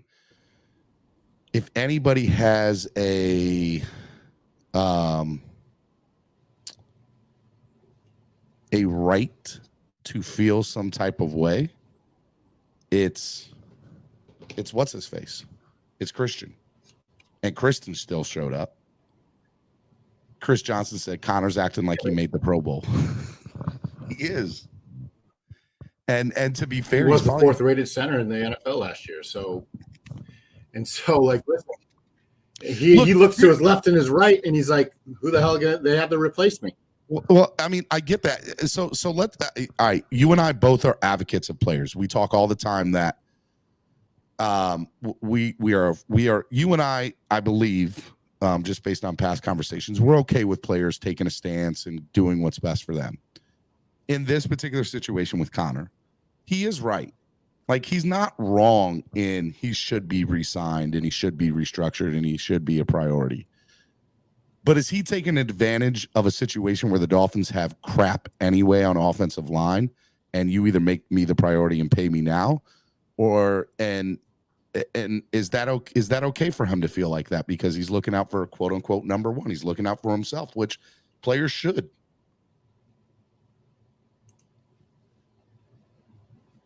Do you think that? Absolutely, they should look out for themselves. Okay. I mean, it's their livelihood. I mean, I would hope that regardless of your job, like Steven, I would hope like you're looking out for yourself and making as much money as you possibly can and leveraging your value to your organization. Mm-hmm. So you all right. So, but why is it looked at when NFL players sit out of mandatory camp? Because here's the thing. Connor's not being labeled right now as a team player because of this whole ordeal. And I don't think that's fair to Connor. Say that again. I don't think Connor's being labeled by some in the fan base as not a team player. And I don't think that's fair to Connor. Well, it's not fair to Connor, but who the hell cares? Like, he's looking out for himself and he has every right to. So yeah, I don't begrudge him for doing that. All right. Is it a bad look? Probably. Optics, right? Optics are everything. Yeah. All right. So Go ahead. All right, how much is Dalvin Cook signed for? Here? With us? No. All right, so this is what I said. I said there's a difference between his salary cap hit this year and what it'll shake out to be over the stretch of his career. So I think he'll sign a 3 or 4 year deal with us. I think it'll constitute what it'll be equal to anywhere from 8 to 12 million a year, and I know that's a broad range. But his cap hit is going to get more. But his cap hit this year is going to be maybe 3 million to 5 million, because the Dolphins are going to make it work. They're going to give him a big ass signing bonus, and they're going to keep him. So I think he'll play 3 or 4 years. It'll turn out to look like it's 8 to 12 mil per year, but they will make the cap work all the time by just upping the signing bonus and stretching it out. But when it's all said and done, it'll turn out to be 8 to 12 mil a year. It won't be that according to the thing. They'll make the money work. Brandon Shore is a genius, and so is Chris Greer when it comes to this stuff. Probably we can renegotiate a couple guys and extend a few guys, and add some years on some contracts and make it work. I can see that happening. Yeah, for sure. Cedric Wilson is gone. I think he's as good as gone now. It makes too much sense to not get rid of him, whether it's through trade or release. And you have to give money to Christian Wilkins. And I'll be honest with you, if I'm the Dolphins, I renegotiate and restructure Christian Wilkins before I do Connor, just to show Connor, be a little petty about it, personally. All right, you want to sit out? That's fine. We're going to put you on the back burner. Come here, Christian. Come on in. Let's talk. I think that's how that'll work. And I'll do you one better. I think they should even be more petty and give Zach Seiler a restructure, and then go to Connor and say, all right, now we're ready for you. Now you're you are the runt because you are last at the table to eat. You wanted to play like this? We'll show you. I think that's how the Dolphins are going to go about it. I think Zach Seiler, Christian Wilkins will get restructured before Connor Williams will. And that's how it'll work. Zach Seiler is interesting because Drew Rosenhaus is his agent, and he has that thing on Channel 10 down here, right? The Joe at night, once a week, whatever it is, with Josh Moser, I think. Yeah. You know what I'm talking about? 11:30. I watch it every Sunday night. Yeah. He said, I think on one of them recently, that Seiler was going to get a restructure this offseason. Like, he's talked to the Dolphins about it. So, as Seiler's going to get restructured. It's Channel 7 Sports Extra. Thank you, Bo. Yeah. So it's not Moser. Pete's over here making some sense today. If we drafted that center Connor issue, wouldn't have an issue because Greer wanted a cornerback, which was not needed. Greer is clueless. You don't agree with that. Stop it, Cameron. I 110% agree that we should have drafted that center from Oklahoma that started for Kansas City last year. No, it was it was oh, you're talking about 2 years ago. Yeah. Okay, yeah, that I mean I agree with that, but I think he's talking about this year with Cam. But I think he was talking about who's the guy that you and I wanted? The center. Oh, I can't think of his name. And he was there for us in the second round, too. He was there. Yeah. Prime for the taking. And in the third round, I think he was there, too. And we didn't get him. So if we signed, I think Dalvin Cook gets 6.5 to 7.5 a year. All right, so you think he's right under what I think he's going to be. And that puts, without cutting anybody, that puts the Dolphins $24 million in the hole. And they haven't signed their rookies yet. What is his cap? Well, we've already catered for that, by the way. I know. Yeah, we've signed 3 out of the 4. A-Chain's the only one that hasn't signed. Oh, you know who hasn't signed is Cam Smith. Cam Smith, you're right. Cam Smith's the only one that hasn't signed. 3 out of the 4. Humphrey. Thank you, Scar. Creed Humphrey. Thank you. Yeah. What the hell? So what is his cap hit going to be this year for the Dolphins? What is Dalvin Cook's cap hit going to be? I'm saying it's 7.5. You think his cap hit's going to be $7 million this year, Cameron? Well, it takes guaranteed money to come here. He's getting a big ass signing bonus, and they are pushing that bitch back to the end, and it'll be a $3 to $5 million cap hit tops this year. Mark my words, it'll be under $5 million. Book it. Under $5 million cap hit this year. And if they do that, Cameron, I don't want to hear no slander about Chris Greer, because that man, if he gets Dalvin Cook as a cap hit of under $5 million this year, genius. Just straight genius. How would you feel if they signed Dalvin Cook and Noah is still on this team opening roster?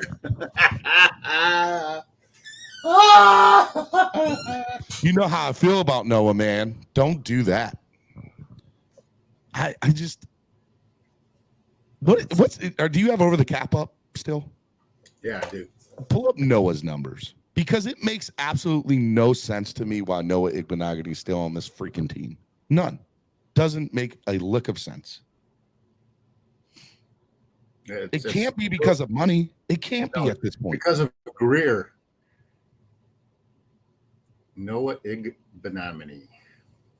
I said it right. Igbenogany, Iggy. Last year of his rookie contract, because he's a first-round draft pick, right? Okay, and what's his cap hit this year? Let me click on this. I don't care what Jalen Ramsey and everybody says about him. Hey, and that's another thing. Like, you got this new defensive coordinator, Vic Fangio, could be unlocking Noah.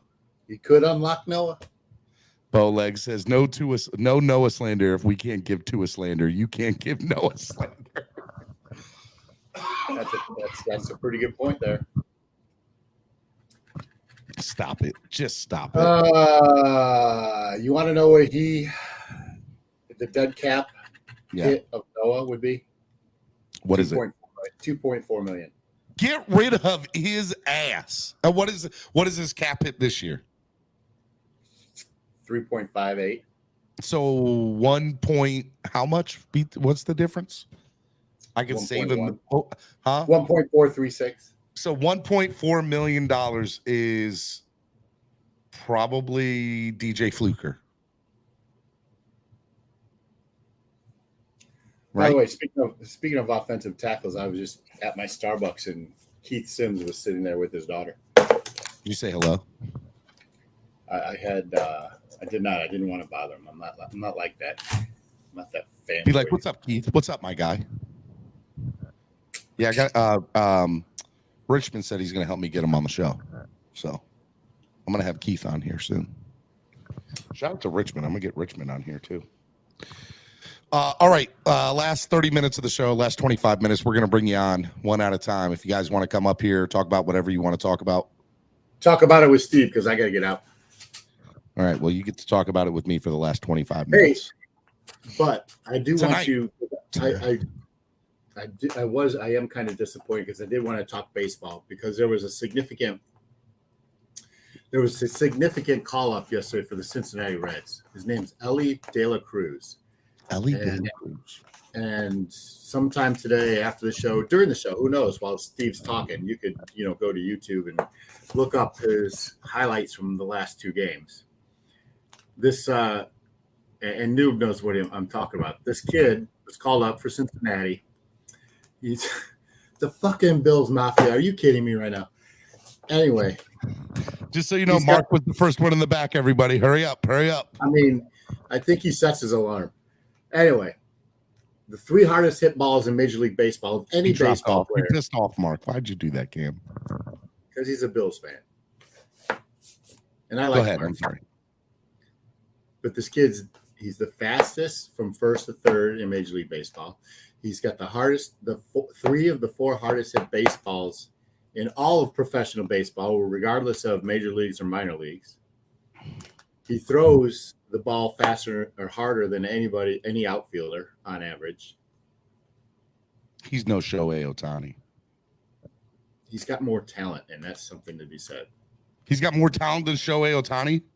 Go watch that 458-foot bomb. Bro, Shohei Ohtani's the best player in baseball in the last 100 years. I couldn't agree with you more. There's nobody doing what Shohei Ohtani is doing. But I'm telling you, this kid's talent. I'm going to ask Ryan Ripken tomorrow about this kid. This kid's talent is off the charts. Scar 305 says harder than Bo Jackson. Harder than Bo Jackson. Noob says, don't let Mark up. I'll send 20 in a minute. And Mark is back. All right, I'll give him 60 seconds to send the 20 before Mark comes up. I'll try to jump out for 10 minutes tomorrow, but I doubt I can. I'm wrapped up in the morning. But listen, have yourself a good day. Have fun tonight. I love you, brother. See you, Clock Blockers crew. Let's go, Panthers. Tonight, Veza sore. Come hang out with us. It'll be a good time. All right, man. Be good. See ya. Miami Sports Music's #1 Miami fan morning show. Clock Blockers right here on the Miami Sports Music Podcast Network. What is up, baby? I'm just sitting here in the hotel room chilling, ready to go to sleep, ready to take a nap. Although it's beautiful outside, I might go take a nap by the pool just to relax. Although I think it's like 98 degrees out today. I don't know. Too hot. Maybe too hot. What up, Pete? Hey, good morning, Steven. Pleasure to hang out with you, man. Cam got so lucky. Can't believe he ran off on us right now. You about to cook him. Tell him, Pete. You was about to cook. It was about to be cook time right now. How was your day? You know what, Steven? Before I even say that, don't come to no South Florida sports no more. Why? Man, it's like when you start rooting for the Heat, we started losing, man. No, that's not true. We won when I got on board, bro. Come on. We won. I still believe in the Heat. But this is one thing I do want to say: the Dalvin Cook situation. Pete, don't let them win on Friday when I go to the game, because you ain't never gonna hear me shut up. Yeah, that's how we need you to hear you. Matter of fact, it should have been today. We could have came off there a win, and you would have been loud, proud with that nice hat right now. Yeah, but then maybe I wouldn't have seen them win, and I want to see them win. So what's up, man? How you feeling right now with all this news out here going on right now? You missed McDaniel, because one thing about your show is when McDaniel's live, you need to cancel everything out and just throw it up there for us, you know? Because sometimes I had to run, I had to go watch portions of it, come back, run off, come back. Usually I do that, but I don't have a dual screen today, so I couldn't do it. I appreciate you still coming up and making this happen for us today, and you're not in the comfort of your own home, Steven. I'm not. Honestly, you know? I'm in this hotel room and I'm exhausted. But you know, I was thinking, right, because the fan base and a lot of the fan base, per their sources, we might as well have gotten a Dalvin Cook jersey 6 weeks ago, right? But here's the thing. I've been thinking, I'm like, is Dalvin Cook that guy? Based on his stats, he is. You know, I'm not going to sit here and say, you know, he's not great and all that. The only thing I'm questioning about it is because our team right now, the motto of this team is speed. He does not add any speed to the team. No, all right. So, he's lost a lot of speed. He's slow. Hold on. Let's get something straight. Let's get something straight. Is he what he was 5 years ago? No. My point. That's it. That's my point. I'll give you that. But to be fair, he's still faster than probably 3/4 of the running backs in the NFL. And no. I'm talking about we have to talk about I don't even think he's faster than all the running backs in the NFL like that. But even on our roster, the only guy I could probably sit here and say he's faster than right now currently because of the film is Myles Gaskins. Noob with his $20 donation. He took me out. No. Oh, shout out to Noob. Thank God. You're being good. You're being good this morning. I'm enjoying talking with you. Actually, you're the man. All right, you and I disagree on this because it's not. And here's the other thing: you don't need him to be fast, Pete, because you have A-Chain and Mozart and Jeff Wilson who are all fast, bro. Why, like? Cook brings a different dynamic. Oh, no. Don't you first of all, Steven, I'm going to tell you. He's still fast. No. First of all, Steven, I'm going to tell you right now. If we're even talking about Mostert and Wilson having Cook on the roster, that's a mistake right there. You see, that's the issue. Because, first of all, he's a 3-down back.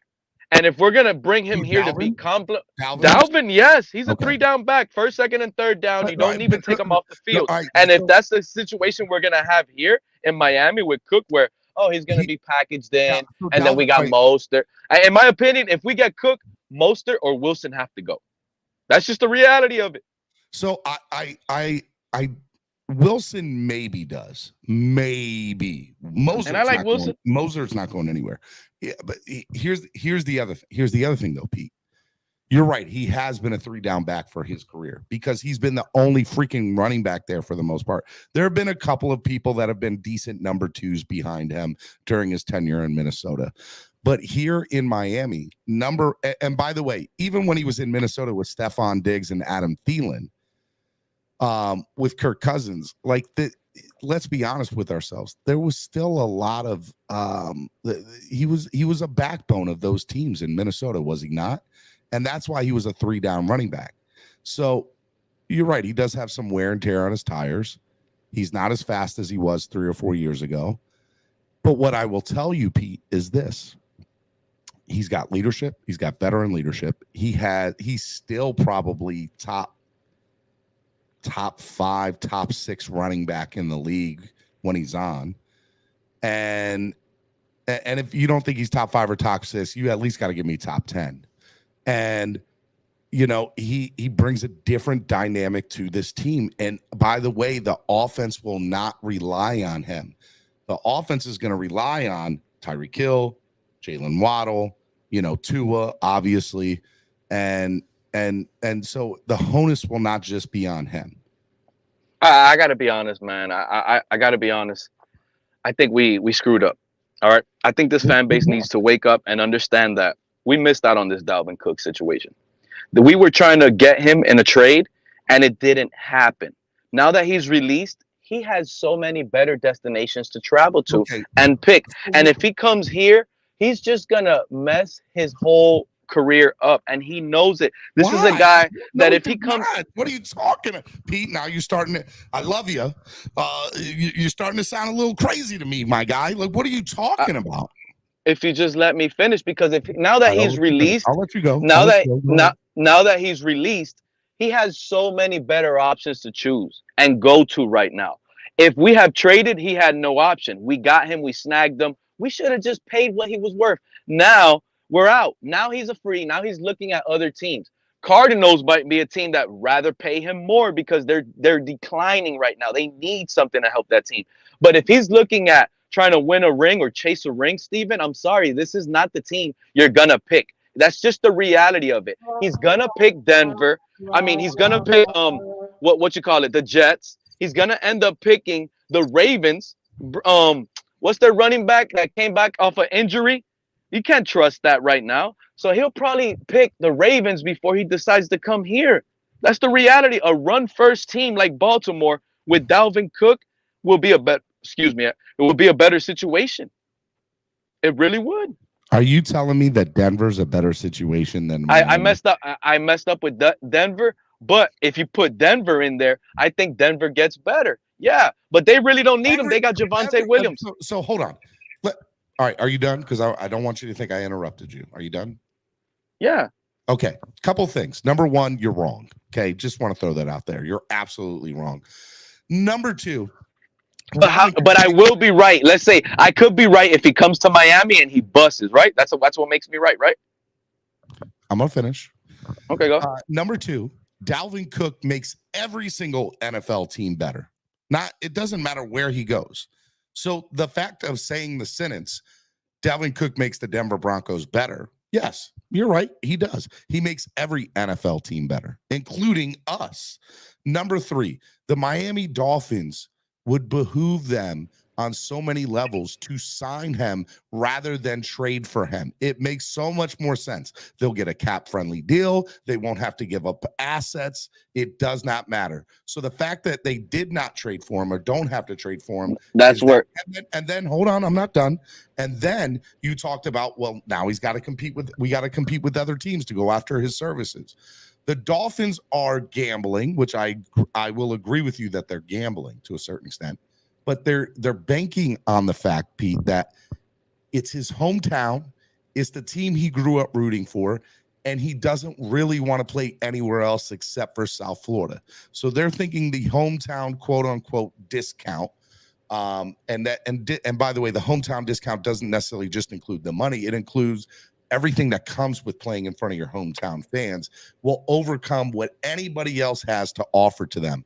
And I think they're going to be right. And I'm telling you right now, the Dolphins, when it's all said and done, when the smoke clears, the orange smoke clears, the Dolphins will have Dalvin Cook on their roster. It's just, man. It will benefit them by not trading for him and just signing him because he was released. Yeah, Now, the only thing I don't disagree wrong. with anything that you're saying, Steven. I think you're right, but the only thing I do disagree with is I think we lost it. That's it. You could book Dalvin Cook, not a Dolphin. And I think it's his best interest right now, because when he does decide to go to his team that he picks right now, he's going to know that the team that he picked, what he's going in there to do. Dalvin Cook in Miami is not going to be a leading rusher in the NFL. This guy only has a maximum. Be the leading rusher in the NFL. What do you mean? He doesn't need to be the leading rusher in the NFL if he comes here. He doesn't need to be that.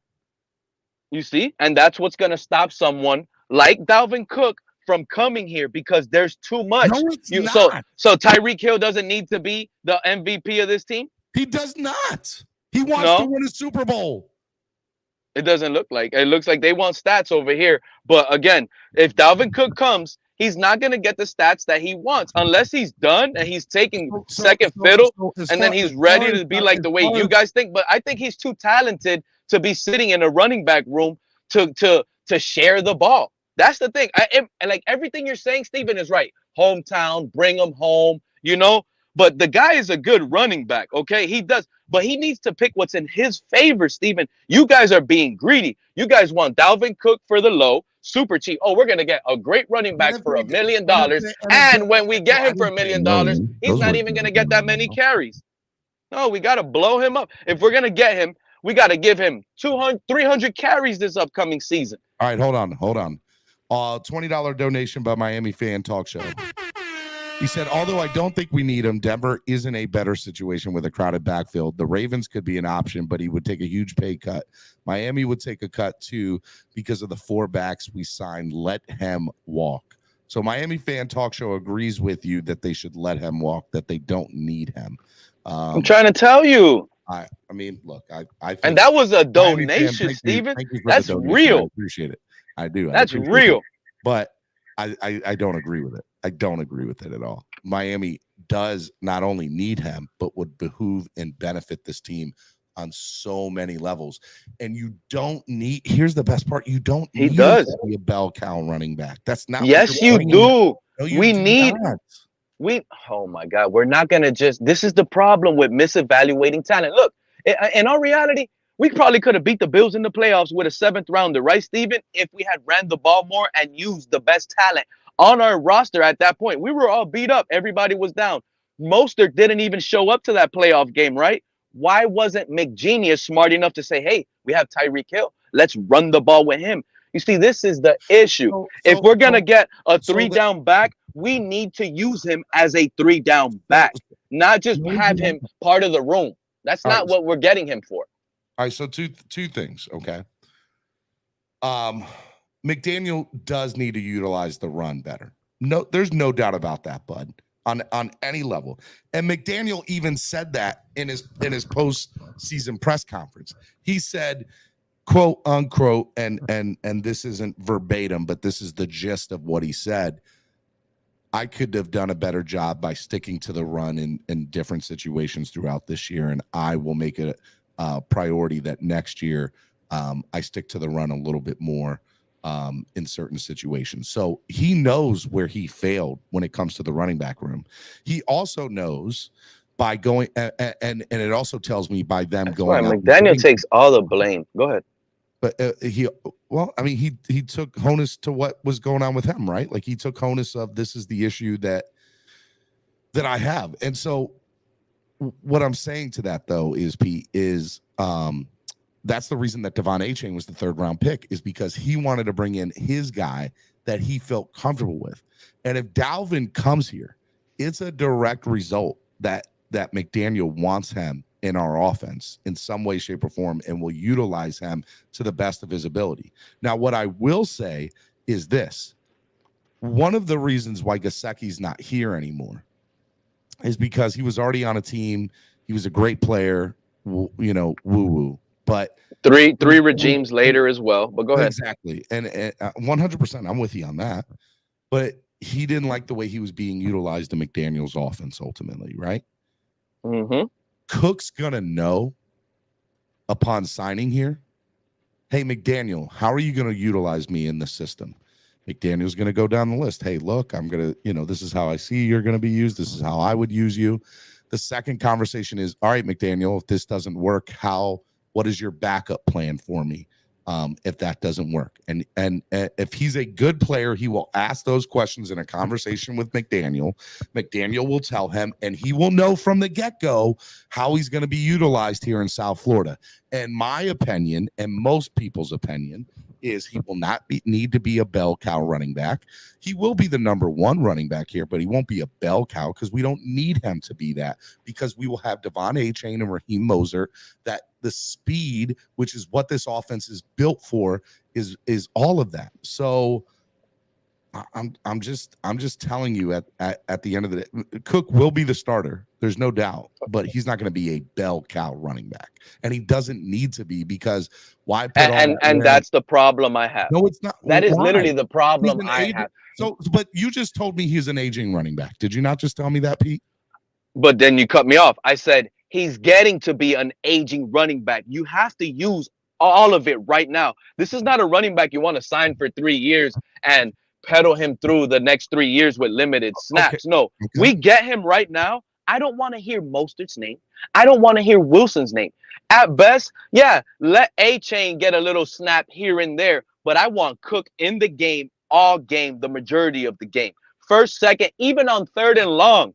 I don't want to take him out, because you could run a draw. You can run a screen pass with him. He's that versatile. So if he only has a tank of gas left to play a season and a half, think about it. A season and a half. This guy probably has a maximum of a good 20 games in him left in his career. 20 games left in his career. That's a whole Super Bowl run. You gas him out. 300 carries this upcoming season. And I don't think that's possible in this offense, Steven, because we have guys who need to make better numbers than they did last year. I'm going to give you an example. Hill, he needs better production than he did last year. Anything less is going to look like a regress. Waddle needs better numbers than last year. Of course, Steven, you've been missing. Did you hear Mike McDaniel yesterday on his little interview podium? Let me tell you something. He's out here telling us that Tua is better, and he's going to be better because he knows the language and he knows everything about the playbook up and down. So by our coach telling us that and preaching us that, I expect nothing but better numbers across the board. So remember, Pete was wrong. I guess Pete was wrong, because by mid-season, our beloved quarterback Tua and Mike McDaniel had that guy in MVP conversations. He had him in MVP conversations. My turn.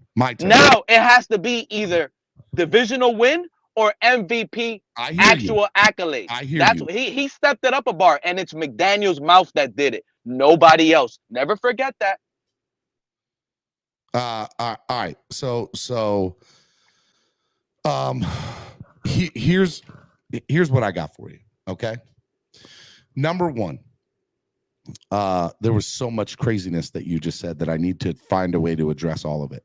Number one, when it comes to Tyreek Hill having to have better numbers, Tyreek Hill had over 1,900 receiving yards this past year, and 1,700.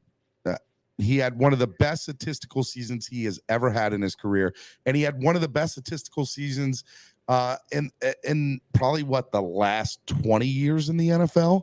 So he did something. So, and by the way, he's still his co-receiver, his receiver opposite of him had over 1,300 yards.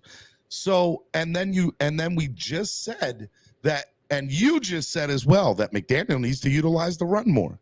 So you want Tyreek Hill and Jalen Waddle to improve on their statistical. I didn't. I said. Hold on. Go ahead. You want them to improve on their statistical performances from last year, and you want the run game to improve. And the only way that their statistical performance get better is if they get more opportunities. And I don't know how many other opportunities they're going to get. Why do you word things kind of like wrong that I say? No, okay. Cook is not on the team right now. I let you go through everything. Let me go through everything. If you wanted to debate one thing at a time, we should have done that. I'm going to go through everything, and then you can rebuttal. So if you think I'm saying it wrong, you can address it to me in your rebuttal. That's how I viewed what you said. That's how I viewed the first part of what you, or the second part of what you said there. All right. So there's no way that needs to happen. As a matter of fact, I'll say that Tyreek Hill's numbers and maybe Jalen's numbers should go down because the opportunity for the running backs and the tight end, for that matter, should be better than they've been in past seasons, because we finally should have the running backs in the running back room that would cater to Mike McDaniel's offense, as well as the tight end should be exactly what he needs it to be going into the second year of his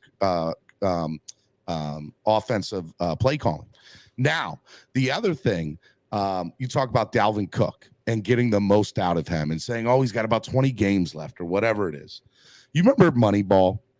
There's a scene in Moneyball where Brad Pitt's character, who he's playing the GM at the time of Oakland, and he goes to David Justice, the guy who plays David Justice in the movie, and he's sitting there in the batting cages, and he goes, David Justice is a little disgruntled. He's like, you're putting on all that for show. That's for the new guys. That ain't for me. And he's like, hold on, let's be frank about this here. Let's be honest with what each other wants out of it. I want to drain the last bit of ounce of talent you have left and get you to be a leader in the clubhouse. And you want to stay in the show. So why don't we just be real with each other and tell each other what we both want out of this thing, and not put on, masks to cover up what were our true intentions of what we want. David Justice just wanted to keep playing in the majors, and he needed to drain the last bit of ounce of talent that he had. That's not the situation here with Dalvin. Dalvin, still has a lot in the tank. Let's just be real and honest about it. But running backs aren't utilized, or they're not given the proper respect that they deserve in the NFL, period. So as soon as they get some wear and tear on their tires, and quotations, they're automatically sent out to pasture. And that's not fair to them. The reality of the situation is we don't need Dalvin Cook to be in every down running back in Miami, because there's a multitude of talent on the offensive side roster, on the offensive side of the roster. And part of the reason of bringing in a guy like Dalvin Cook is, let's be honest, of what we want to get out of him. We want to get the remaining talent that he does have left, but there's a lot there. It's not like he's at the end of his career. He's done. 1 year left. And no, he's not. And we also want him to help Devon A-Chain, help these guys in the running back room. And we also want him to be part of what we've seen over the last several years. The man had over, 1,300 rushing yards last year. Just give me over 1,000. That's all I need. And I really don't even need that. If you give me 800 yards and 9 or 10 touchdowns, 8 to 10 touchdowns, I'm happy, because the hope is that Devon A-Chain has a big year, and that Raheem Mostert also has somewhat of a big year too. And that's where I look at it, man. The Miami Dolphins are bringing in Dalvin Cook to add what is already there, not be what is not there. Yeah, man. This system right here, just like the 49ers system, again, let me rebuttal the beginning. I expect those type of numbers with Cook on this team. Now, and here's why I disagree with you. Now, you kind of flipped it up at the end when you started saying 800 yards and stuff like that. But that doesn't mean the position got better if he gets those stats. Because let me tell you, as a team last year, we ran for almost 1,700 yards rushing in total. Okay, Mostert himself could have had 1,000 yards. So if all you're asking for is 1,000 yards, then your running back, who's faster, who's already been in the system with the coach already, can give you that. You're asking for a 3-down back like 49ers like. They don't like to take out the running back. They like to run them down to the ground. And that's what you're going to get with Dalvin Cook. So if you're not getting here and you're not talking to Dalvin Cook, letting him know those things, hey, we're in trying to get you 300 touches this year because we value you like that as an RB1. Then he might come over here. But you're not going to come over here and sell him the way you guys are trying to sell him, Steven.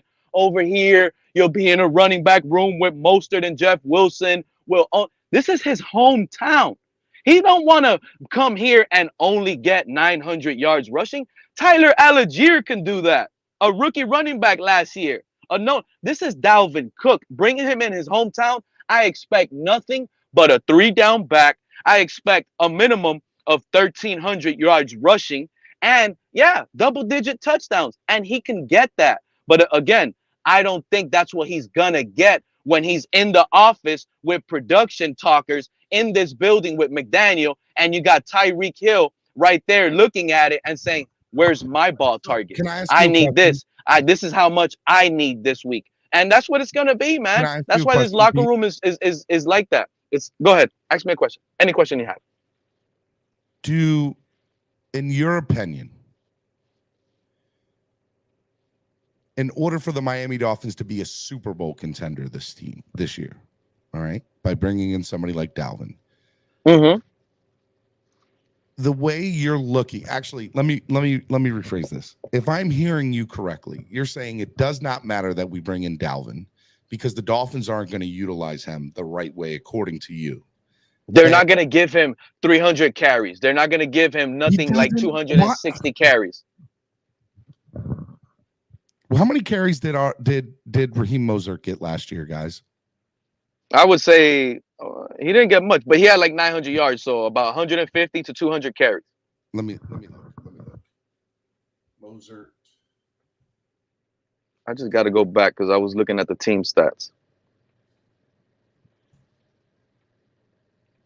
Raheem Mostert had 181 carries last year with an average of 4.9 yards per carry. Is that bad? Hold on. And do we know how many carries Jeff Wilson got last year? 84 carries with almost 400 yards. 392 yards with 4.7. Okay, hold on. All right, so how many carries, real quick, did Dalvin have? How many was it? Dalvin Cook? I got to go back there. Not Dalvin. I'm sorry. Raheem Mostert. Mostert, he had 181 carries.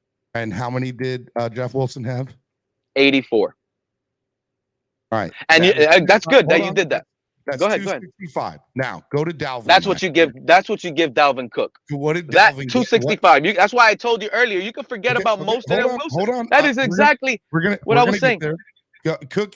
All right. So Cook had 264 carries last year as the feature back. Boom. Okay. What I'm telling you. What am I telling you? Hold on. I am telling you, we don't need him to be the feature running back. We need him to be RB1. There's no doubt about that.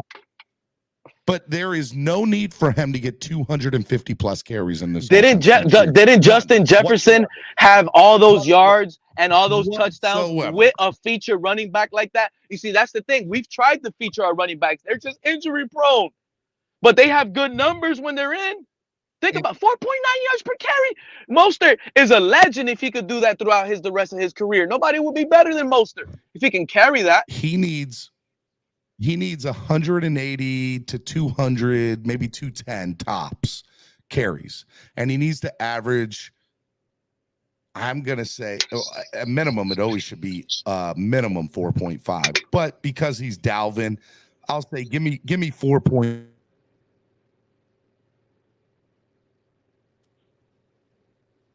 Can you hear me? I know I cut out there for a second. You did cut off, but you're back. Perfect. Okay. 4.8, 4.9 yards per carry. You hear me? I hear you. Hello. Can you hear me, Steven?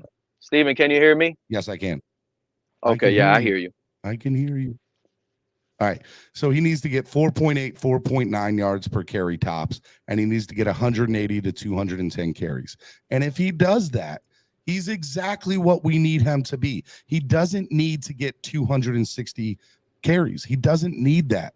And by the way, it wasn't Okay. It wasn't. You know what? You're What's the right. word I You're want to absolutely use? right. No, because this is why. It Because doesn't you're behoove not the wrong. I might Dolphins say you're wrong. because You're not if they wrong.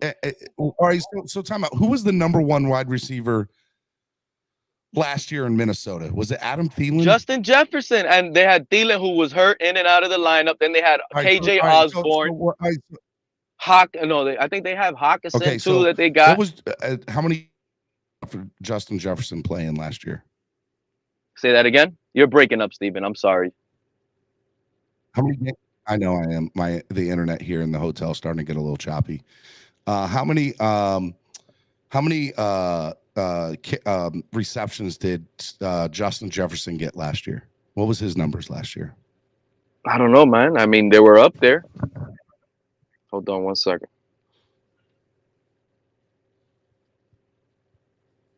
You're searching it up? No.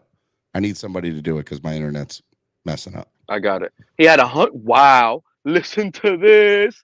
128 catches for 1,809 yards. So he had 1,800 yards and 128 catches. All right. And how many? Yes. How many receptions did Tyreek Hill get with his? I thought he had over 1,900 personally. Tyreek Hill had 119 catches for 1,700 yards and 7 touchdowns. And how many receptions did Justin Jefferson get? 128. So what was the difference there? What, 10, 11? If I'm doing 9, I think. 9? 9 catches. That's 100 yards and 1 more touchdown. Okay. And who was the backup running back last year in Minnesota? Alexander Madison, who I've been told this fan base, it was all jokes and games. I don't remember what I told you guys that, but I said they're going to feel comfortable getting rid of Dalvin Cook because of Alexander Madison. I think I said on your show, I prefer Madison because if guys actually watch the game, Madison late in season had more juice than Cook. He was just running better. All right, so let me ask you. Let's forget Dalvin Cook for 1 second. Raheem Mostert on most teams, what number back is he? 1, 2, or 3? It depends on the situation. I mean, I don't think he's the number one back on a lot of teams. He's the number 2, right? Most teams he's probably number 2. Yeah. Devon A-Chain, we don't know what his ceiling is. But let's say for the sake of conversation, his particular ceiling this year is probably a 2. Okay, this year. You know what? Start as 3, but I think it could be a 2. So with that being said, if Dalvin Cook comes here, he has 2 backups that are better than anything that he had behind him last year, in my opinion.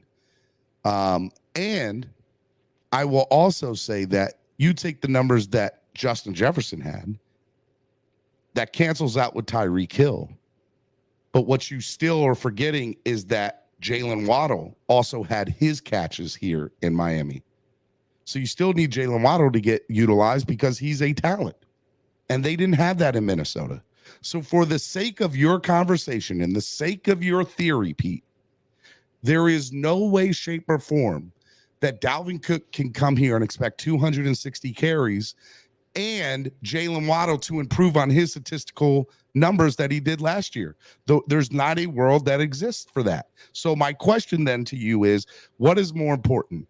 Is Jalen Waddle's numbers going completely down, by the way? They would get, let's say, cut in half.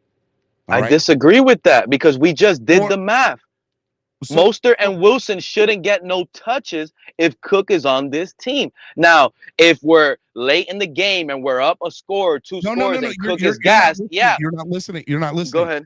So who was let me do this then, so that way you're on the same page as me. Who was the number 2 wide receiver in Minnesota last year? Adam Thielen, right? KJ Osborne. But Adam Thielen, was out of the slot. All right, so do me a favor. Go to KJ Osborne and Adam Thielen's numbers real quick for last year. Thielen was hurt. Let me see the Viking stats real quick. He was hurt. He was hurt last year, so he didn't get a lot of the love that he should have got. But we'll see the stats right now for the Vikings. The wide receivers.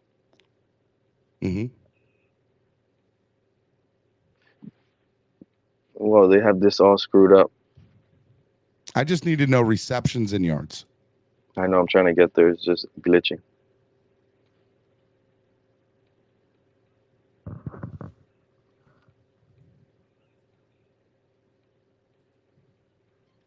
Justin Jefferson had. We already know Justin Jefferson. Thielen had 70 catches for 700 yards. Osborne had 60 catches, and T.J. Hawkinson had 60 catches. Cook had 40 catches, pretty much. Hold on. All I'm worried about is the number 2 and maybe the number 3 together. Thielen and Osborne. All right, Raheem 181 for 891. Wilson 175 for. Sorry. Thank you for calling Miami Sports Music. How can we help you today? You're about right. I'm mad at you, bro. Okay. All right. So what I really want to know is KJ, right? KJ Osborne's numbers and maybe Adam Thielen's together. What are they? Osborne and Thielen pretty much had 120 catches together, 130 catches together for 1,300 yards. And what combined? All right. And what did Hawkinson, the tight end, 60 catches. What was the numbers for the Waddle for the Penguin for us this year? Jalen Waddle, I think he had 75 catches for like 1,300 yards.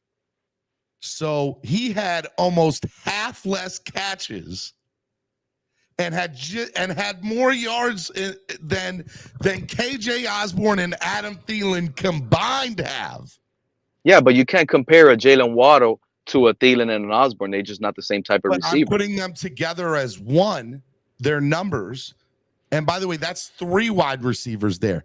The point of this conversation that I'm trying to make to you is that in the offense that we have, there is no way, shape, or form that the Miami Dolphins can give Dalvin Cook 260 plus carries and still. I disagree.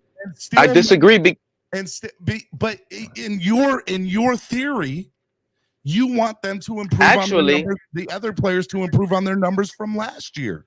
How did they? And it could still get Dalvin Cook 260 carries.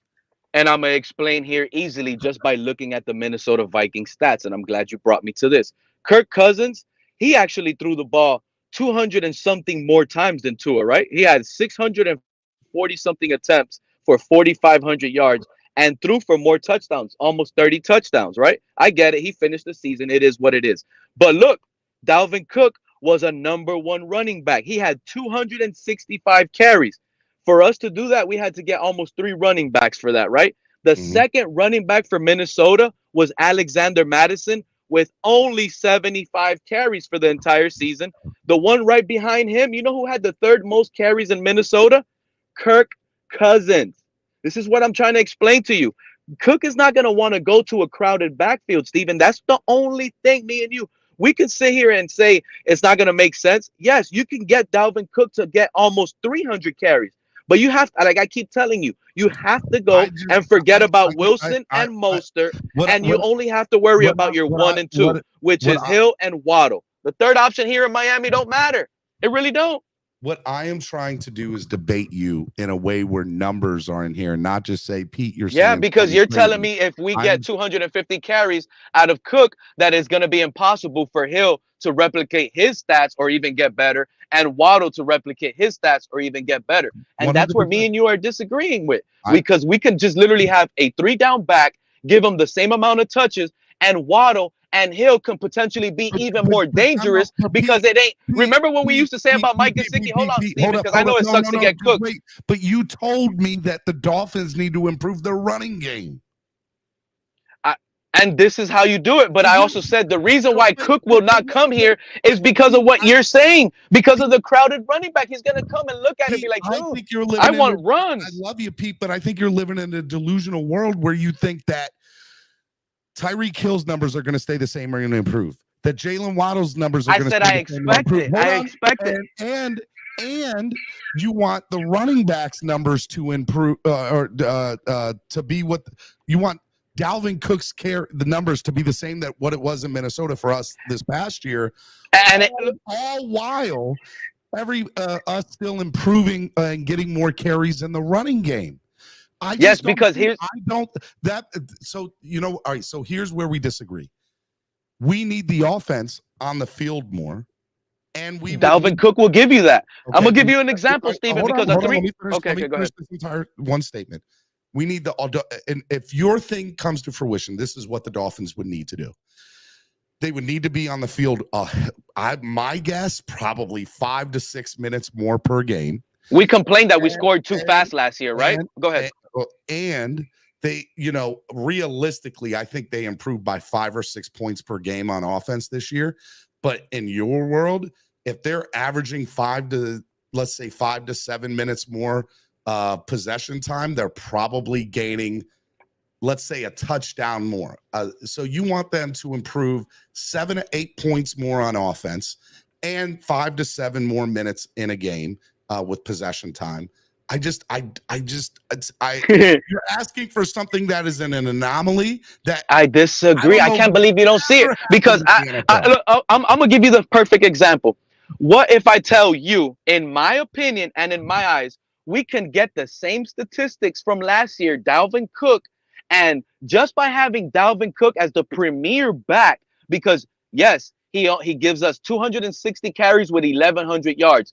That isn't more production from our running back group, because if you actually look at it, Steven, Mostert and Wilson combined gave us more than that, right? But I think our offense will be deadlier with a premier back like Dalvin Cook, because yes, with a Dalvin Cook as a 3-down back, the defense has to own in more. The defense is more confused. Remember what we used to say about Mike Gesicki? Oh, it's a pass when he's on the field. It's a run when he's not. That's what happens when we have Wilson and Mostert on the field. They almost know. The difference. Cook actually brings, and let's not forget, that's his rushing ability. Cook actually brings on the table an additional 40 catches. So that's what you do, man. You're making it seem like I'm hating on Cook, but all I'm really trying to point out here is that I think, okay, the moral of this is I think that you are delusional in your thinking of, you want the team to improve by let's say 7 minutes per game and improve by 7 more points per game. And I don't see a world where that happens, because go look at the track record of the NFL. That doesn't happen often when your offense was already a top 10 offense. You're asking the Dolphins to improve majorly. They would essentially have to be better than the Chiefs, or just as good as the Chiefs at that point. And I'd like to say that we are, but let's be honest. All I'm saying is we don't have Mahomes at that's why it's hard. You're breaking up, Steven. Oh, you're back. Go ahead. But all I'm saying is, I find it hard to believe like we could get a premier running back and you think other players can't get more production. That's my only thing. And again, the moral of all I'm saying is, I think our bid for Dalvin Cook is long gone due to what I'm trying to explain to you here. He is not going to come into a crowded running back room where he's going to think, man, I'm at my last year and I don't want that. He will be the #1 running back the moment he signs, but we don't need him to be the bell cow running back when he signs. That's where, so look, that's what I think. I think we had a good debate. I can't argue all morning with you. I want to. Okay. I can't. Okay. Ultimately, I think we're off by you want Dalvin to keep his numbers that he had last year. But I keep saying you're right too, Steven. But anyways, go ahead. To improve upon it, and I don't see where the Dolphins realistically can do that, because track record in the NFL shows that that's just not going to happen. And Steven, remember, you just said about the time of possession, right? How many first downs last year do you remember where we tried to run it on 3rd or even 4th down and we got shut down? That alone, that first down that Dalvin Cook could possibly give you. Exactly. That first down right there that Dalvin changes. Imagine how many more drives Dalvin can change that will get these guys more numbers and more touchdowns.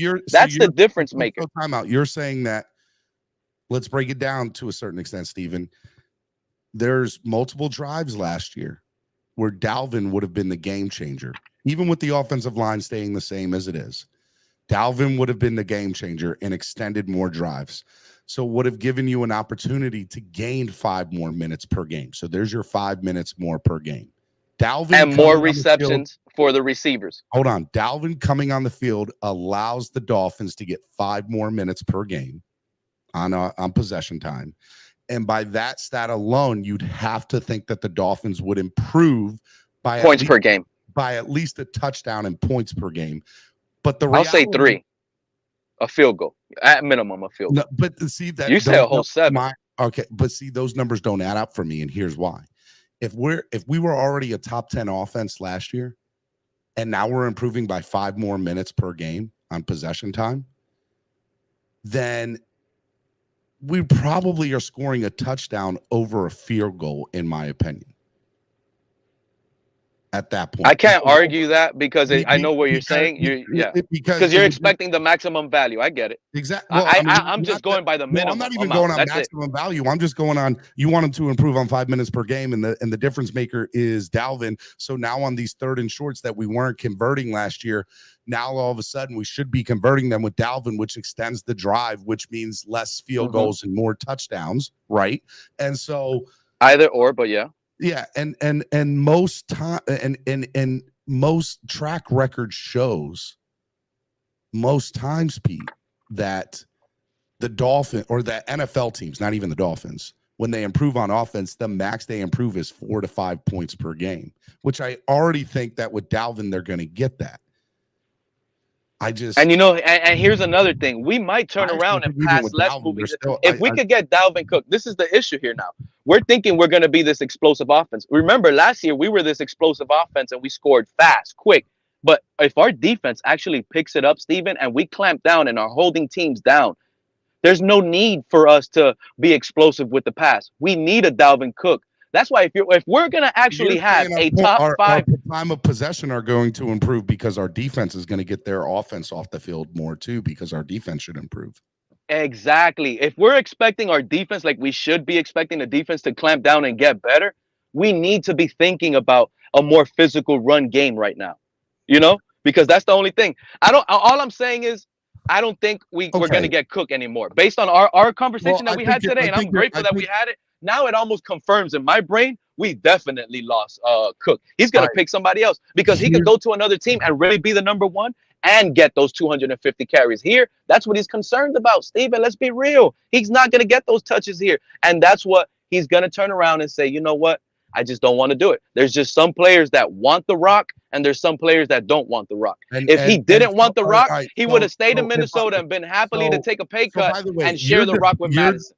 Your debate with me isn't that I'm wrong and this is what the Dolphins are going to do. You're not wrong. You agree with me saying, yeah, you're right. The Dolphins are going to do that, but that's not the thing that they should do. What they should do is make him the bell cow, give him most of the bulk of the carries. And if they do that, then this is the pluses that will happen to it. By not allowing him to be the bell cow, now you're essentially taking the ball out of his hands, which gives you, which hurts your offense. Which is useless for you to have a premier back. There's no. That's like me telling you, Steven, we traded last year for Tyreek Hill, and what I expected. Remember last year around this time when we got Tyreek Hill, what I was telling you. What was I on this panel saying about Tyreek Hill? Oh, he's not going to have those catches. He's not going to have those yards. I was wrong on the statistical part with Tyreek Hill. But imagine if I was right. Would that trade have been worth it? No. But I was wrong, and I'll eat that. Tyreek Hill is a legend. But again, if Cook wants to be having numbers, he's not going to choose this destination. He's just not because of the crowded backfield. And then the buddy system with McDaniel and Mostert and Wilson. I'll say this. I do think he's coming here. We disagree on that. But I'm going to think about your theory more because I don't think I believe in it, but I don't think it's a delusional one either. I see where you're coming from with it. I see your thought process of by saying, let's forget the debate of whether he's coming here or not. Let's say he does come here. The debate then becomes between you and I of how should Dalvin Cook be utilized now that he's here? How I think he will be utilized and how you think he should be utilized are two different things. And the question who's going to be right and who's going to be wrong in that theory. And is there a world where My prediction of how he will be utilized will still equal to more wins, which, by the way, I think it will. Let me just be perfectly honest with you, because I think what you're not putting into perspective in your theory is how good Devon Achane and Raheem Mostert will be, with Raheem Mostert having less carries, which means the wear and tear on his body is not going to be good, and how good Devon Achane is going to be point blank. And so I don't know if you're giving that the consideration that it deserves. No, I'm actually looking at that like that's the reason why this whole fan base is begging for a running back, because of the guys we currently have.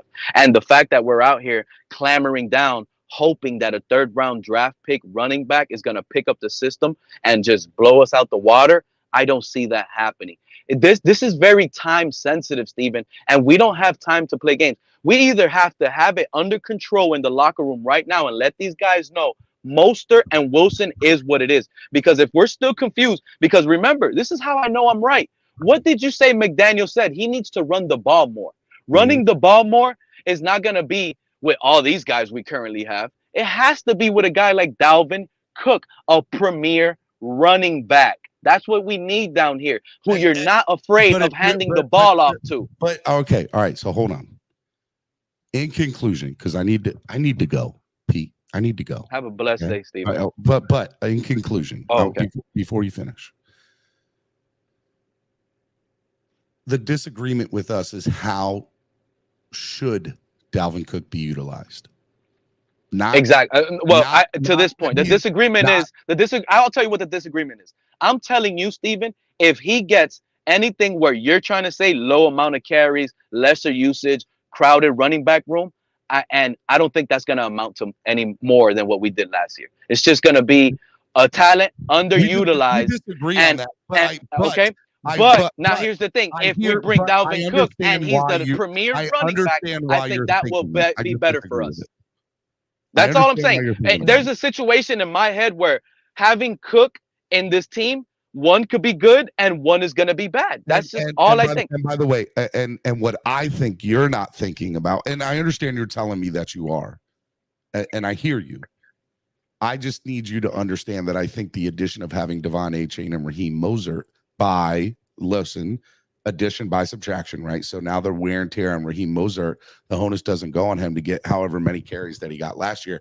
Now he can just be a good backup running back and just, do what he needs to do, right? Okay, now I'm gonna ask this question.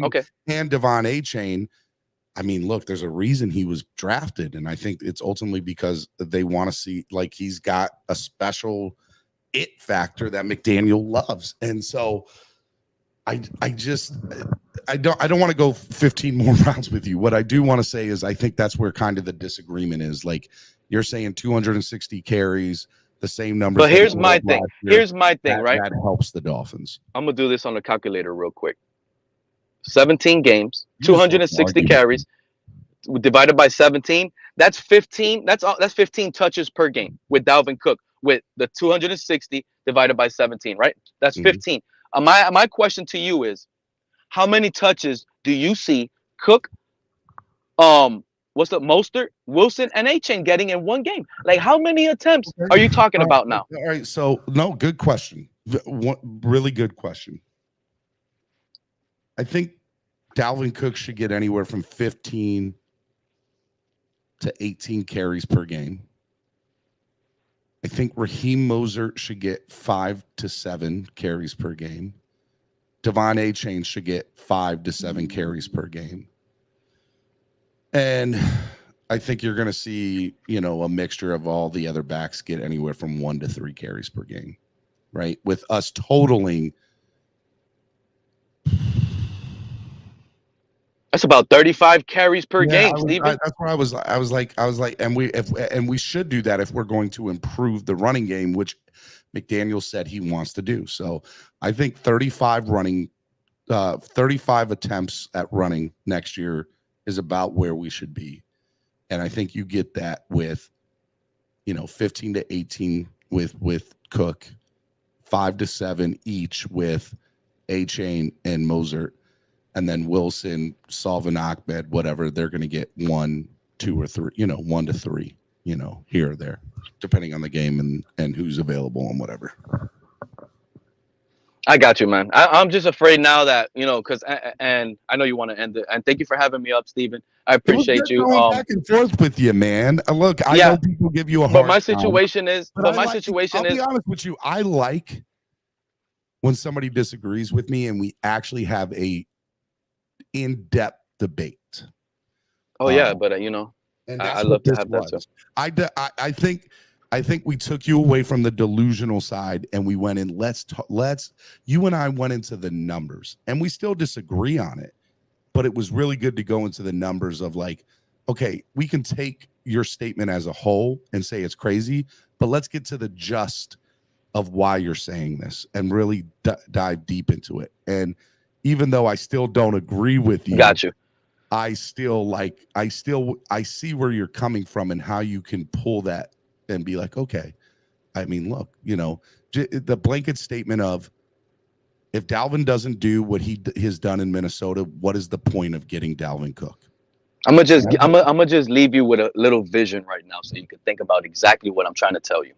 Picture this: I disagree with you, by the way. a defense actually owning into the play action. We already are a team that, with the play action not even working, because all we do is play action, play action, play action, play action. Every play. Imagine the play action actually scaring the defense with a Dalvin Cook. The separation, you could almost add guaranteed an extra yard for these speedsters.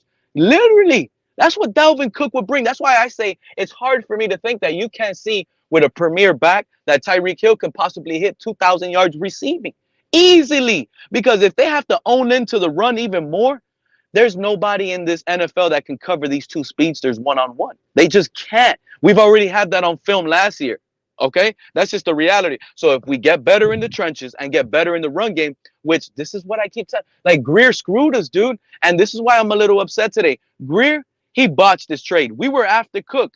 He failed the trade, guys. This is what I'm trying to explain to you. Cook in Miami, I'm telling you, you could feel different, Steven. You said it's already a done deal.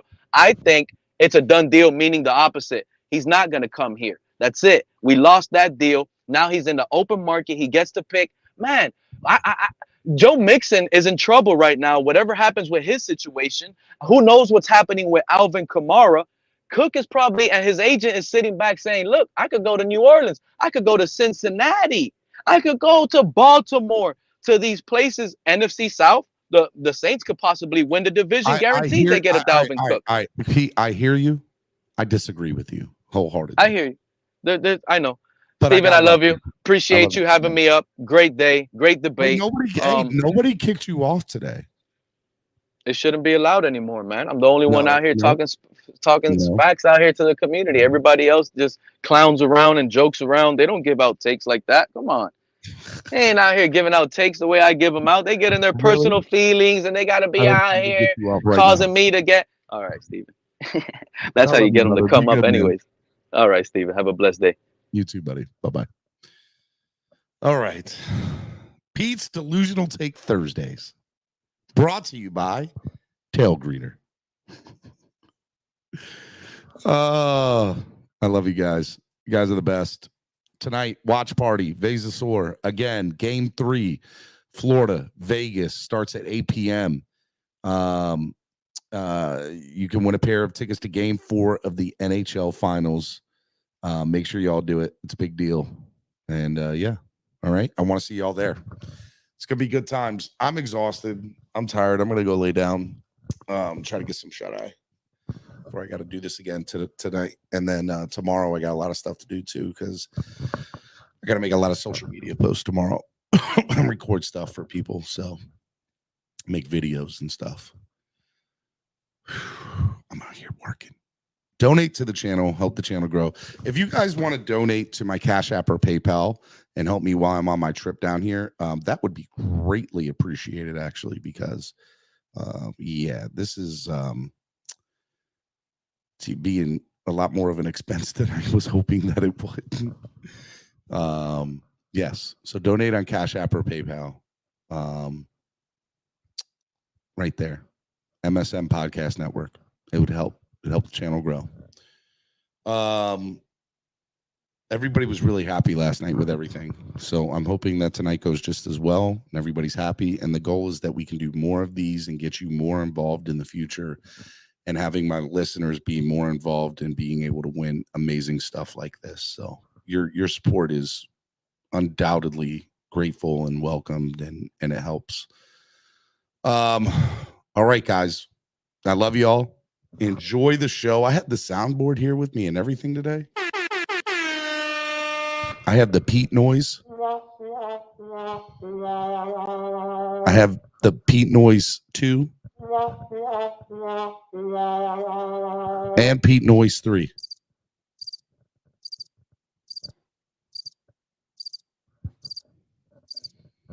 I love y'all. You're the best. All right. Tomorrow, I will be on. Ryan Ripken will be on tomorrow. Shout out to Ryan Ripken. It'll be good.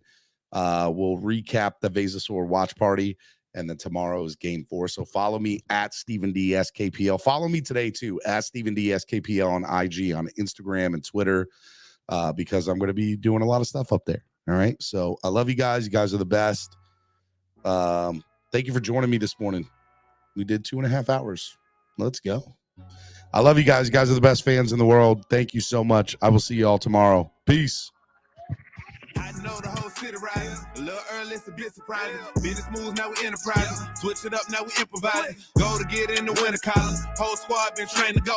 Biz for life, we throw the foe. Singing this just to welcome bro. To a time, to a time. Time to grind, time to shine. To a time, to a time. To a time, to a time. To a time, to a time. Time to grind, time to shine. To a time, to a time. To a time, to a time. My intuition told me this. To trust the coach, he holds the gift. He knowing when to go with fit. So we knowing when to switch. This year we got the golden pick. Time to see what that